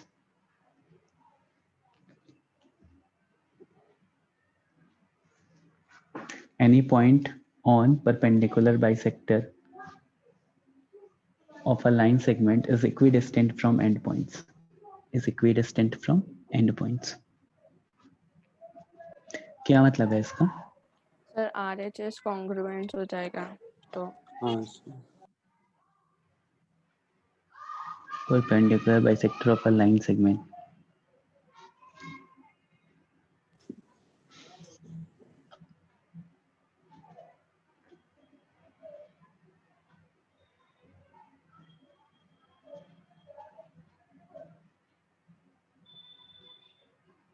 RHS congruent हो जाएगा मतलब बेटा मैं समझा नहीं क्या कह रहे हो। अच्छा, RHS कॉन्ग्रुएंसी आ जाएगी, समझ गया। Okay okay, got it. इस स्टेटमेंट का मतलब ये है कि जैसे मान लो मैंने एक परपेंडिकुलर बाइसेक्टर बनाया है ना, ठीक है, तो परपेंडिकुलर बाइसेक्टर को अगर मैं किसी भी पॉइंट पे परपेंडिकुलर बाइसेक्टर से डिस्टेंस निकालूंगा ना, तो ये this distance will be equal to this distance हमेशा। ये पॉइंट है कि perpendicular bisector on any point on the perpendicular bisector of a line segment is equidistant from end point. जिसका लाइन सेगमेंट बनाया है, जिसका बाइसेक्टर परपेंडिकुलर बाइसेक्टर बनाया है, वहां से any point will be equidistant, ठीक है। ये सारे पॉइंट्स क्यों इंपॉर्टेंट है? ये सारे पॉइंट्स आपके स्टेटमेंट 1, स्टेटमेंट 2, असर्शन, रीजन, इस टाइप के क्वेश्चंस में आते हैं कई बार। ये Aditya will share the notes. क्या कह रहे हो आदित्य? एक तो दो आदित्य। रीजनिंग आता है? मैथमेटिकल रीजनिंग में चैप्टर नहीं आता, बट असर्शन, रीजन और ये सब तो आते ही है ना। अभी आप लोगों ने वो क्वेश्चंस फेस नहीं किए होंगे उतने ज़्यादा, बट जैसे जैसे सिलेबस बढ़ता जाएगा, जैसे जैसे थ्योरी पोर्शन ज़्यादा आता जाएगा, वैसे वैसे you will be encountering those questions as well. Okay, circumcentre inside, outside और on the side of triangle तीनों जगह लाई कर सकता है, राइट। अभी इस पे एक बार डिस्कशन हो गया, बट ठीक है, देखते हैं। जो सर्कम सेंटर होता है,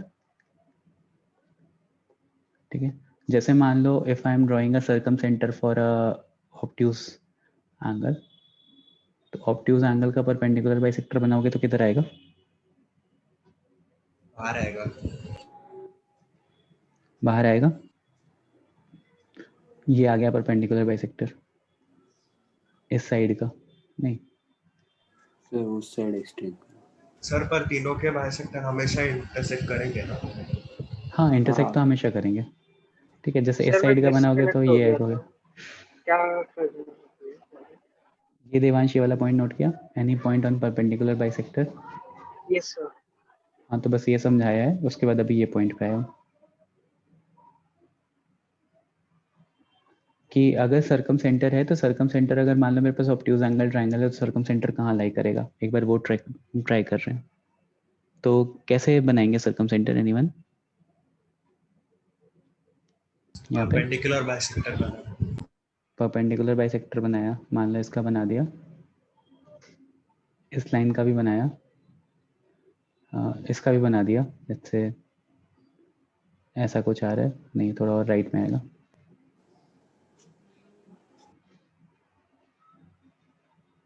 एक मिनट, ये थोड़ा ऐसा जाएगा, ठीक है, ये थोड़ा ऐसा जाएगा एंड ये ऐसा जाएगा। तो बाहर लाई कर रहा है, बाहर लाई करेगा, मतलब अब बनाओगे ऑब्ट्यूज एंगल तो इट विल बी क्लियर। तो circumcentre can lie inside bracket में acute angle triangle, outside bracket में obtuse angle triangle, obtuse angle triangle, and on triangle right angled triangle, acute angle triangle, obtuse angle triangle and on triangle right angle triangle। अगर आप एक right angle triangle लेते हो, ठीक है, तो अगर आप इस साइड से बनाओगे तो ये, अगर सही से बनाओगे तो you will be able to see कि यहाँ पे लाई कर रहा है। सिमिलरली यहाँ का भी परपेंडिकुलर बाइसेक्टर बनाओगे तो ऑन हाइपोटेन्यूज लाई करता है, ऑन हाइपोटेन्यूज।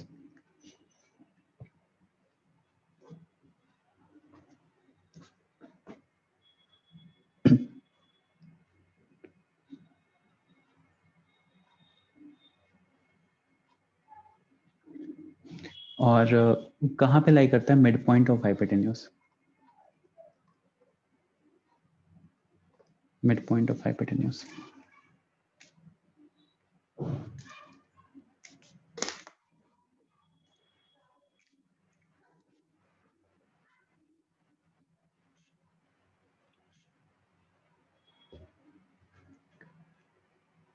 नेक्स्ट बढ़े आगे।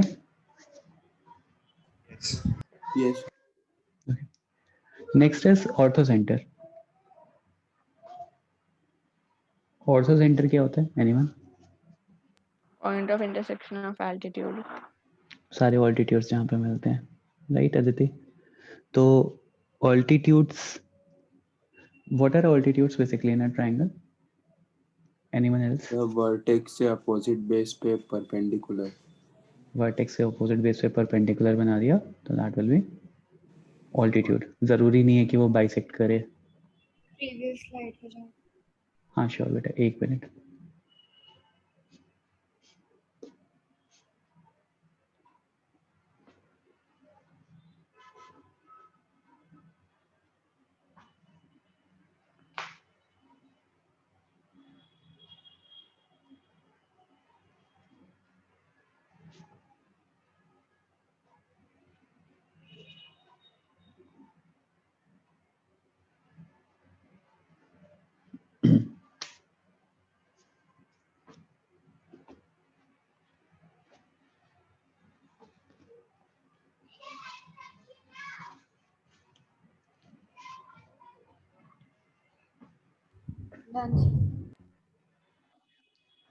सो जहाँ पे ऑल्टीट्यूड्स मिले, मीट करें,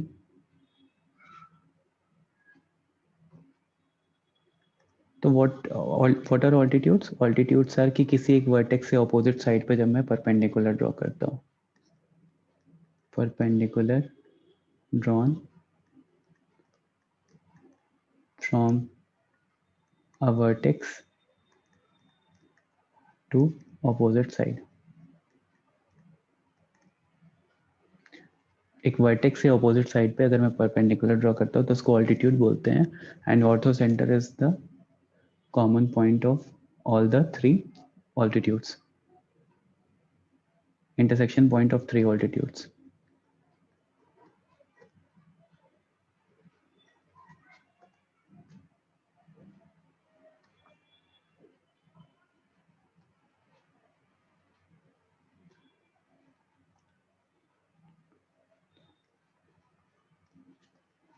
ओके, ऑर्थो सेंटर को किस लेटर से डिनोट करते हैं anyone? Does anyone know? H, right, correct, capital H से डिनोट करते हैं, तो capital H is the orthocentre. और इसकी कुछ प्रॉपर्टीज हैं, वो भी लिख लो।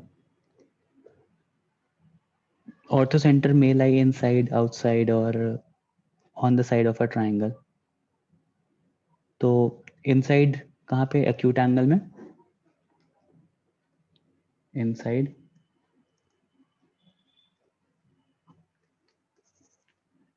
acute angle triangle में लाई करेगा, ठीक है।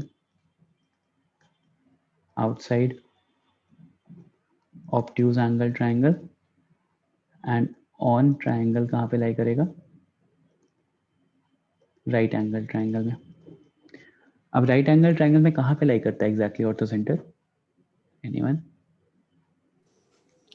Mid point. कहाँ पर? सॉरी सुनाई नहीं दिया, फिर से बोलो।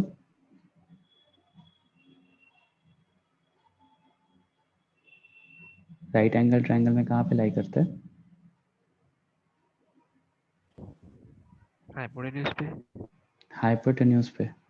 नो सर, नो सर, एक हाँ सोचो, फिर से सोचो, हाइपोटेन्यूज पे लाई सर करेगा। सर वो अपोजिट पॉइंट पे। राइट एंगल वाला पॉइंट। हाँ सर, राइट, यहाँ पे लाई करेगा 90 डिग्री वाले पॉइंट पे। क्यों? क्योंकि अगर यहाँ से परपेंडिकुलर बनाओगे तो ये आया, यहाँ से परपेंडिकुलर बनाओगे तो ये आया, और यहाँ से भी परपेंडिकुलर बनाओगे तो यही आएगा। तो बेसिकली किस साइड पे लाई करते हैं? इस वाले पॉइंट पे लाई करते हैं। ए से परपेंडिकुलर बनाओगे ए वाले वर्टेक्स से तो यहाँ मीट करेगा, सी वाले वर्टेक्स से बनाओगे तो यहाँ पे मीट करेगा। तो basically intersection of ortho centre होता है ना, तो यहाँ से आता है, मतलब यहीं पे मीट करते हैं। परपेंडिकुलर साइड्स पे। हाँ परपेंडिकुलर यहीं पे आता है, और यहाँ से तो बनाओगे तो यहाँ पे तो मीट करेगा ही फॉर श्योर। तो ये तीनों ऑल्टीट्यूड्स कहाँ पे मीट कर रहे हैं? बी पे मीट कर रहे हैं। तो on right angle triangle at 90 degree vertex, 90 degree वाले वर्टेक्स पे लाई करता है ये।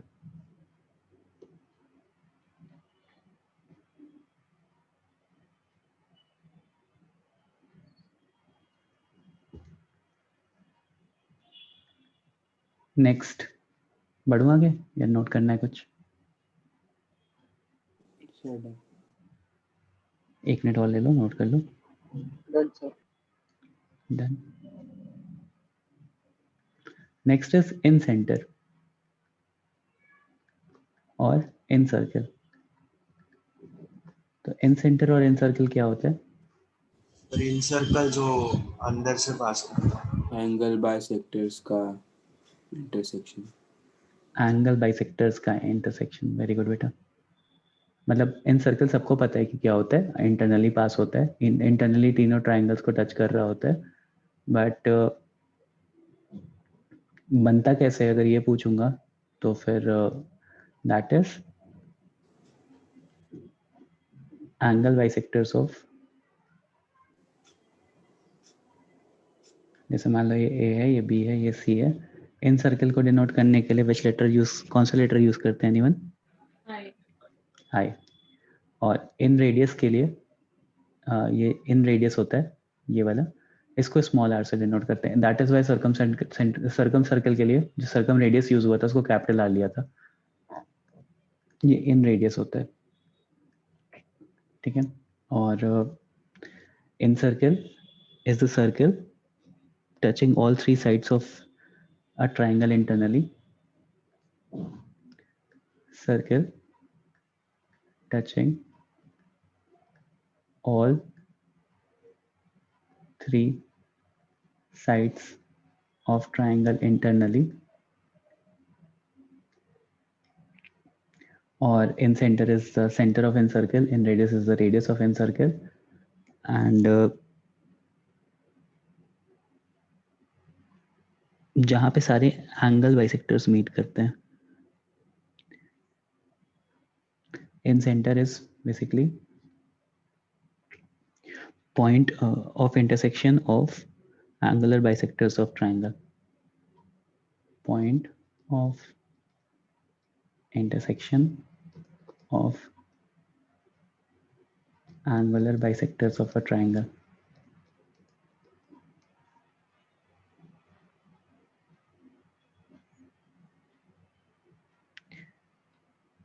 Needless to say that in center is equidistant from all these three sides of the triangle. तीनों साइड से equidistant होते हैं, ठीक है, वो बताने की जरूरत नहीं है, लेकिन लिख लो फिर भी. In center is equidistant from all three sides of triangle. In center is equidistant from all three sides of triangle.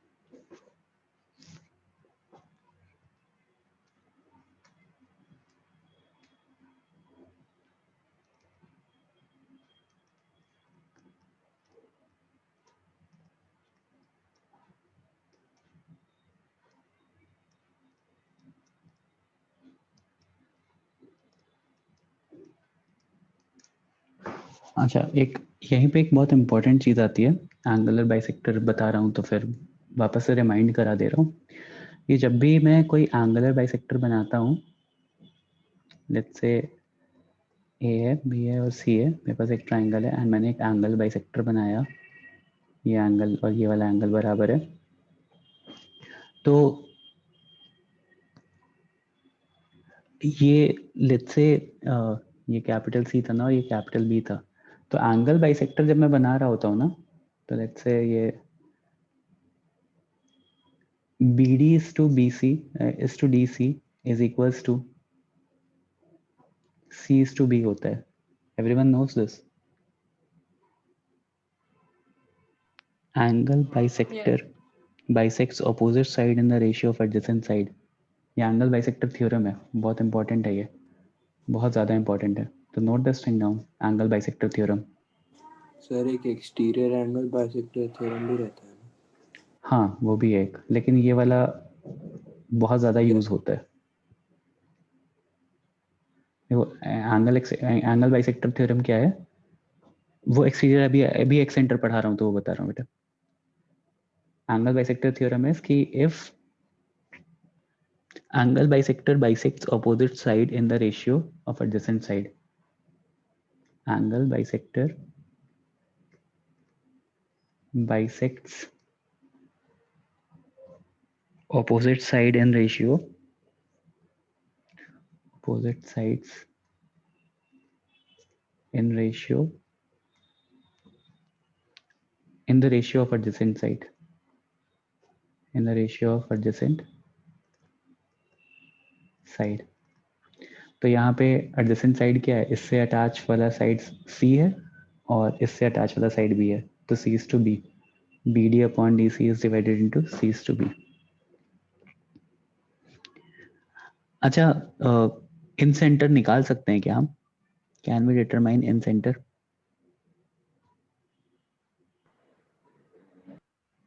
मतलब एक फॉर्मूला आता है इन सेंटर का,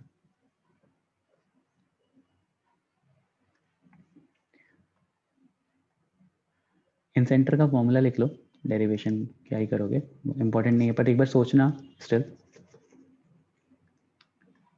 इन सेंटर का फॉर्मूला होता है, ठीक है, AX1, यहाँ पे ये X1 Y1 है, ये X2 Y2 है और ये X3 Y3 है, तो AX1 plus BX2 plus CX3 upon A plus B plus C, comma similarly AY1 plus BY2 plus CY3 upon A plus B plus C.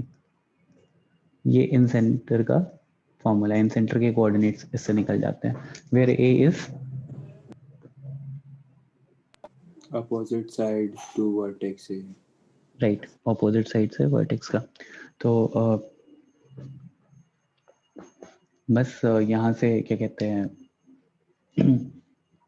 मतलब ये अब ए यहाँ पे ये हो जाएगा, तो ए के साथ x1, बी के साथ x2, सी के साथ x3 ऐड करो, divide by a plus B plus C, that will give you the coordinates for a incentre I. x coordinate दे देगा, सिमिलरली y के साथ करोगे तो y कोऑर्डिनेट दे देगा। You have to remember this formula. अब यही सारी चीजें अगर मैं नहीं बताऊंगा and if will directly move on to questions, मतलब स्ट्रेट लाइन पे मूव कर जाएंगे, तो फिर आपको हर बार प्रॉब्लम फेस होगी। कुछ स्टूडेंट्स तो एटलीस्ट फेस करेंगे ही प्रॉब्लम, तो that is why this is pre requisite for coordinate geometry. एक क्वेश्चन करूं? क्वेश्चन इज सर वो एक बार फॉर्मूला। हाँ, एक मिनट।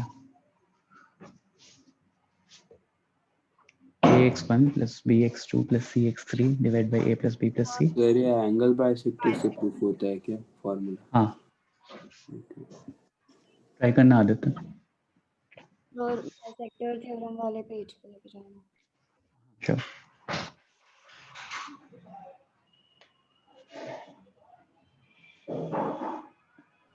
Okay sir. हो गया सबका? क्वेश्चन पे आए?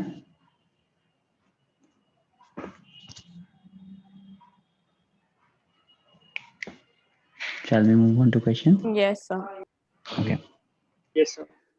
तो मेरे पास एक ट्रायंगल है A 2,3, B 5,7 एंड C -1, ठीक है? तो you have to find the in-center, find the coordinates of in-center.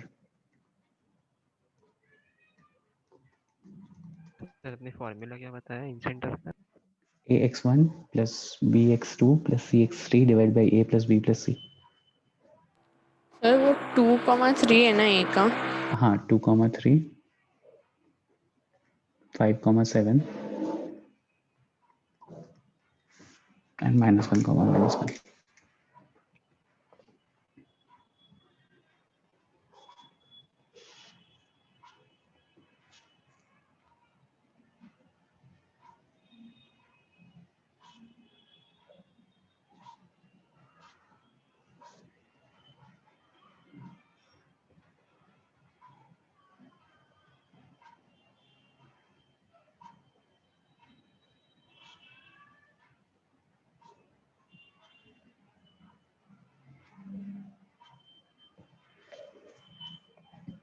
अच्छा, needless to ask but still, क्या इन सेंटर हमेशा ट्रायंगल के अंदर ही लाई करेगा? हाँ सर। यस। और जरूरी है कि इन सेंटर हमेशा बने? हाँ। ओके।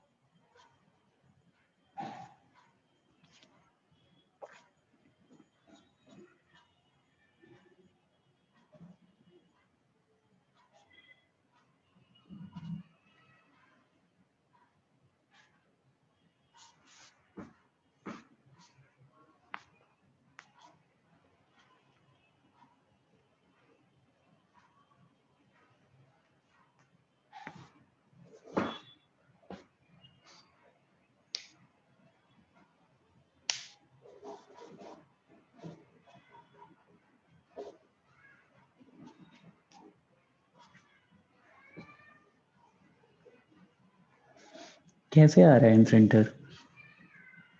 अन्ना आदिति, ट्रायंगल बन रहा है क्या ये? नहीं सर, बन ही नहीं रहा है। ट्रायंगल नहीं बन रहा ना? हाँ सर, 5, 5, 10 आ रहा है। 5, इन 5, 10 आ सेंटर रहा है। 2,3 आया, वही सर्च के लगा, फिर कैसे आ सकते हैं? नहीं आ रहा है, 5,5,10 आ रहा है डिस्टेंस, तो ट्रायंगल ही सर। नहीं फॉर्म हो रहा। गर्व नहीं दिए होते ना साइड के लेंथ आप डिस्टेंस फॉर्मूले से निकालोगे। यस यस आई एम इस पर्टिकुलर क्वेश्चन में ट्रायंगल ही नहीं फॉर्म हो रहा है, इन सेंटर नहीं आएगा। There will be no in centre in this case. पहले नहीं है तो इन सेंटर। मैं कोऑर्डिनेट चेंज कर रहा हूँ। ये चीज़ बेसिक ध्यान देना कि ट्रायंगल कब होता है कब नहीं होता है। बहुत बच्चे मिस्टेक करते हैं, मैं हमेशा ये क्वेश्चन पूछता हूँ हर साल। पॉइंट्स चेंज कर रहा हूँ मैं। A is 1,3, B is 5,6 and C is 6,15.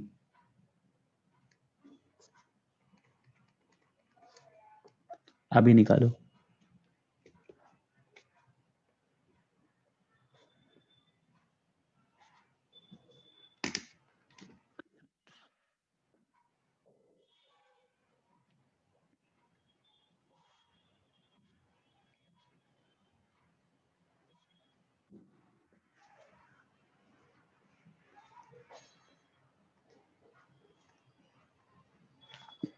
Everyone understood ना कि क्यों ट्रायंगल नहीं फॉर्म हो रहा था यहाँ पे?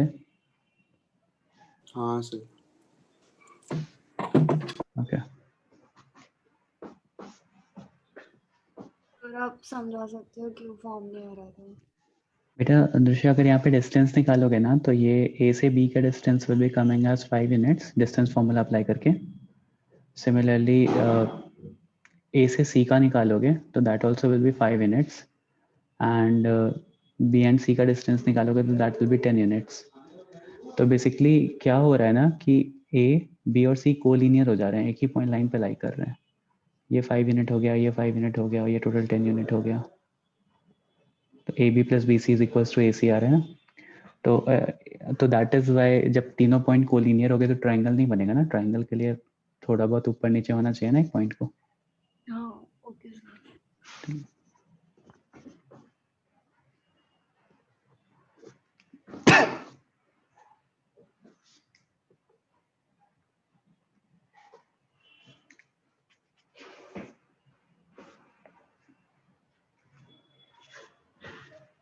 ABC गिवन है, find the in centre. Fraction में ही छोड़ देना अगर फ्रैक्शन में आ रहा होगा तो, डेसिमल में निकालने की जरूरत नहीं है।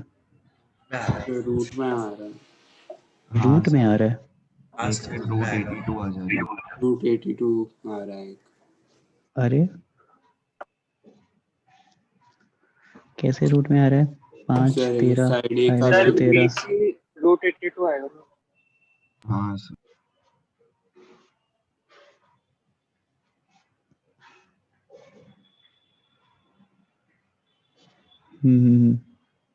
रूट 82 आ रहा है, right.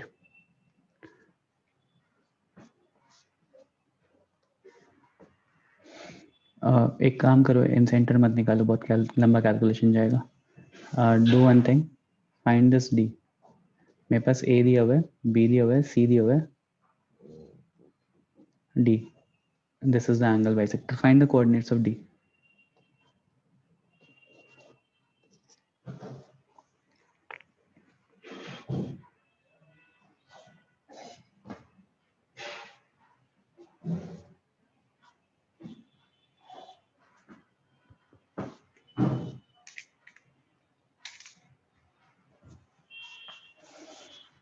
Find coordinates of D.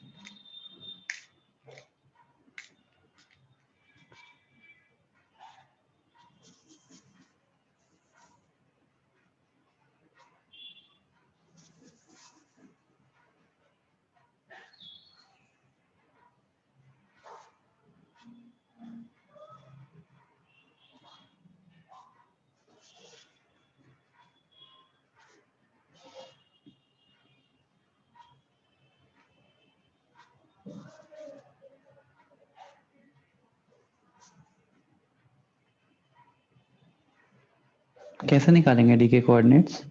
Sir वो थ्योरम। राइट, देवांश गलत आ रहा है बेटा।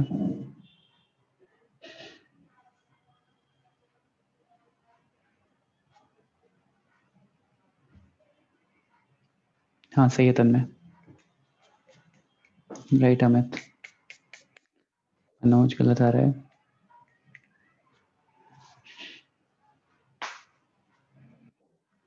कौन सी थ्योरम की बात हो रही है यहाँ पे? हाँ, दीप कैसे निकालेंगे उससे? दीप, कैन यू अनम्यूट योरसेल्फ? दीप, मानसी, वो फर्स्ट कोऑर्डिनेट गलत आया बेटा। आदित्य गलत है, आरना गलत है, अथर्व,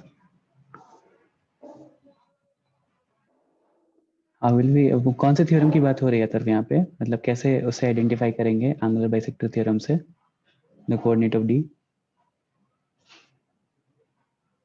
सही है शंकर।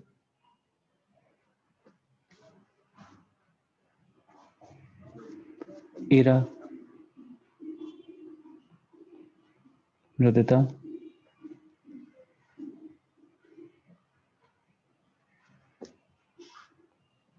नंदिनी,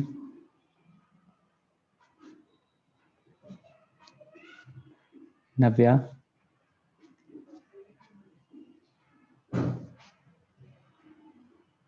अभी सही है मानसी, प्रथमेश,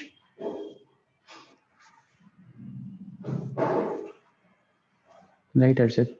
उसके बाद फिर डी के कोऑर्डिनेट निकाल लो। प्रियल, जितने लोगों का मैं नाम ले रहा हूँ, you guys can not unmute yourself. Yes no कुछ भी रिस्पॉन्स नहीं आ सकता।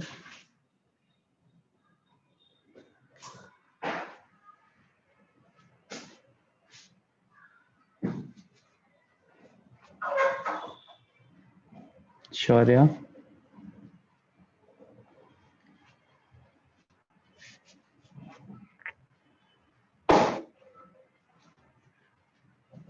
okay, do one thing, raise your hand everyone. raise hand का ऑप्शन है, raise your hand everyone. Prathamesh अगर आप हैंड रेज कर रहे हो तो फिर why can't you reply?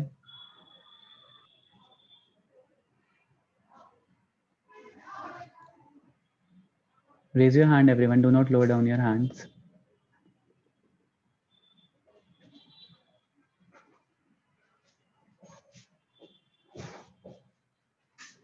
ये जितने स्टूडेंट्स ने हैंड रेज नहीं किया है, these are not active participants I guess फिर।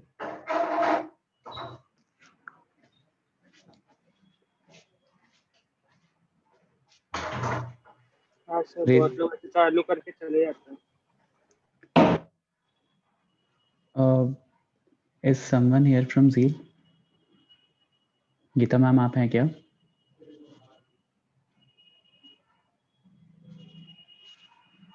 अमृता, दीप, इरा, नव्या,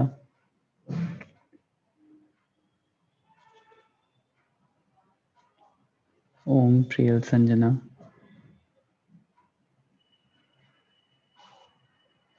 शौर्य, तन्वी, वंश, बंदन। I'm solving.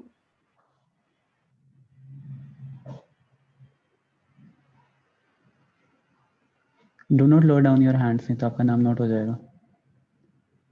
Keep your hand raised, everyone. This is unacceptable यार, मतलब more than 20 students are.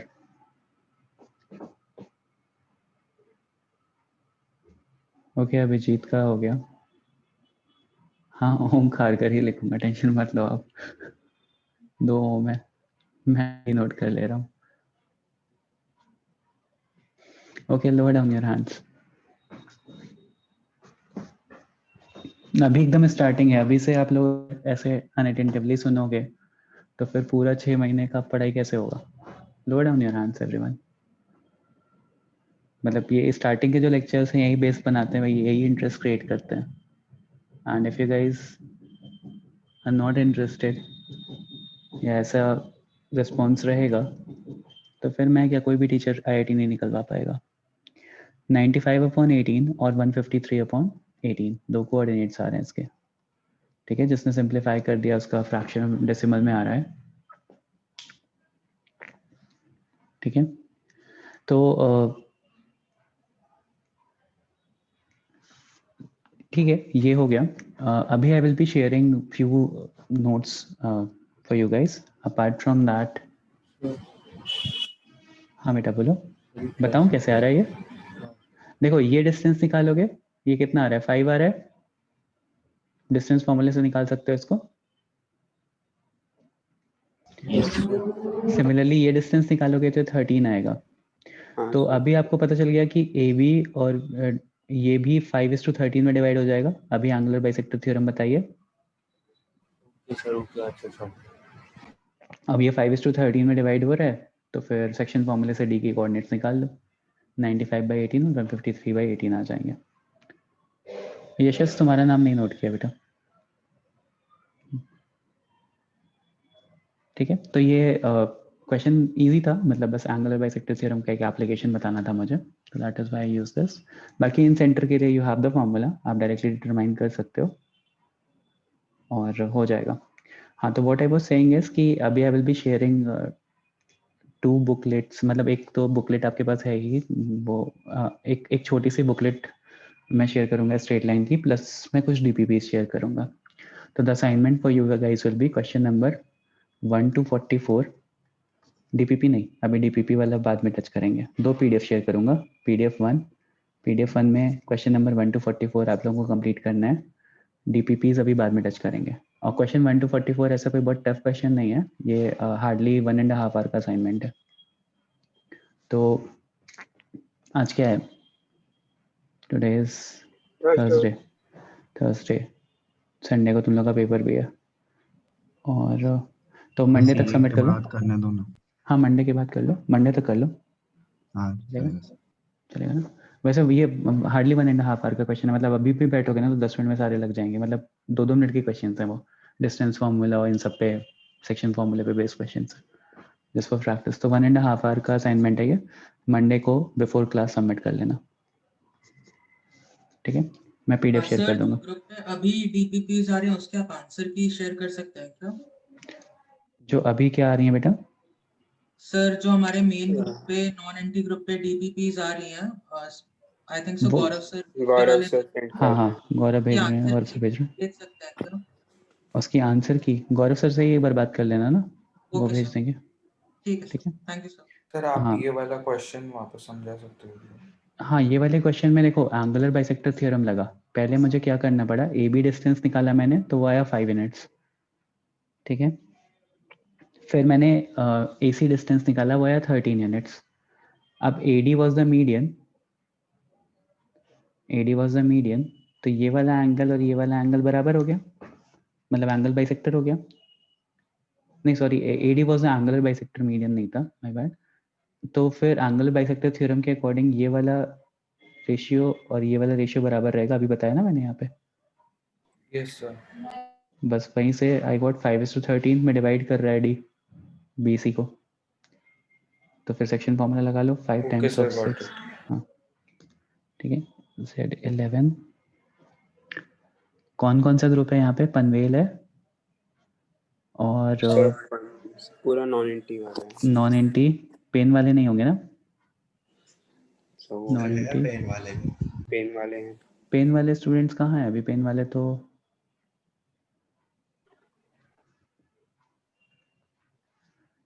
Anti पे तो ओम आपके पास ऑलरेडी होगा फिर।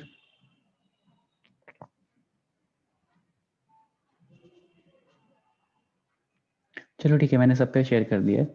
ठीक है, इसमें अगर आप देखोगे तो स्ट्रेट लाइन PDF 1 to 4 करके आ रहा है, एक स्ट्रेट लाइन 1 to 4। हाँ सर, ये वाला जो है इसमें से क्वेश्चन 1 to 44 करना है। 1 to 44 ना? हाँ 1 to 44। Okay sir. और वो जो दूसरा वाला है इसमें आंसर्स भी हैं, बाकी जो डीपीपी अभी मत टच करना, डीपीपी मैं बताऊंगा जब करना होगा तो। सर इस पीडीएफ में जो हाईलाइटेड है वो आंसर्स है क्या? हाँ वो आंसर्स हैं। ओके ठीक है, तो सेक्शन फॉर्मूला डिस्टेंस फॉर्मूले पे ही बेस्ड है अभी ये। आप चाहो तो आप आगे भी बढ़ सकते हो, मैंने आपको बहुत सारी चीज़ें बता दी हैं आगे भी, बट अभी 1-2 चीज़ें मतलब काफ़ी कॉन्सेप्ट्स अभी और बताने हैं, तो वो हो जाएगा। सर पनवेल नॉन इंटी पे भेजा क्या?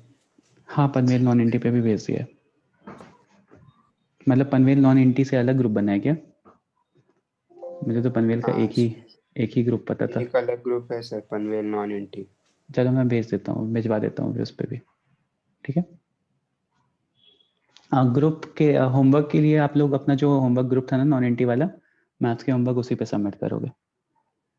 You do not have to submit it to me. आपका जो नॉन एंटी वाला मैथ्स होमवर्क ग्रुप बना हुआ है आप उसी पे सबमिट करो। Okay okay sir. चलो ठीक है, अभी एंड करते हैं। I will be sharing the slides. Thank you everyone. Thank you bye sir. Sir. Thank you sir. Thank you sir, bye sir. Sir. Bye sir, thank you sir.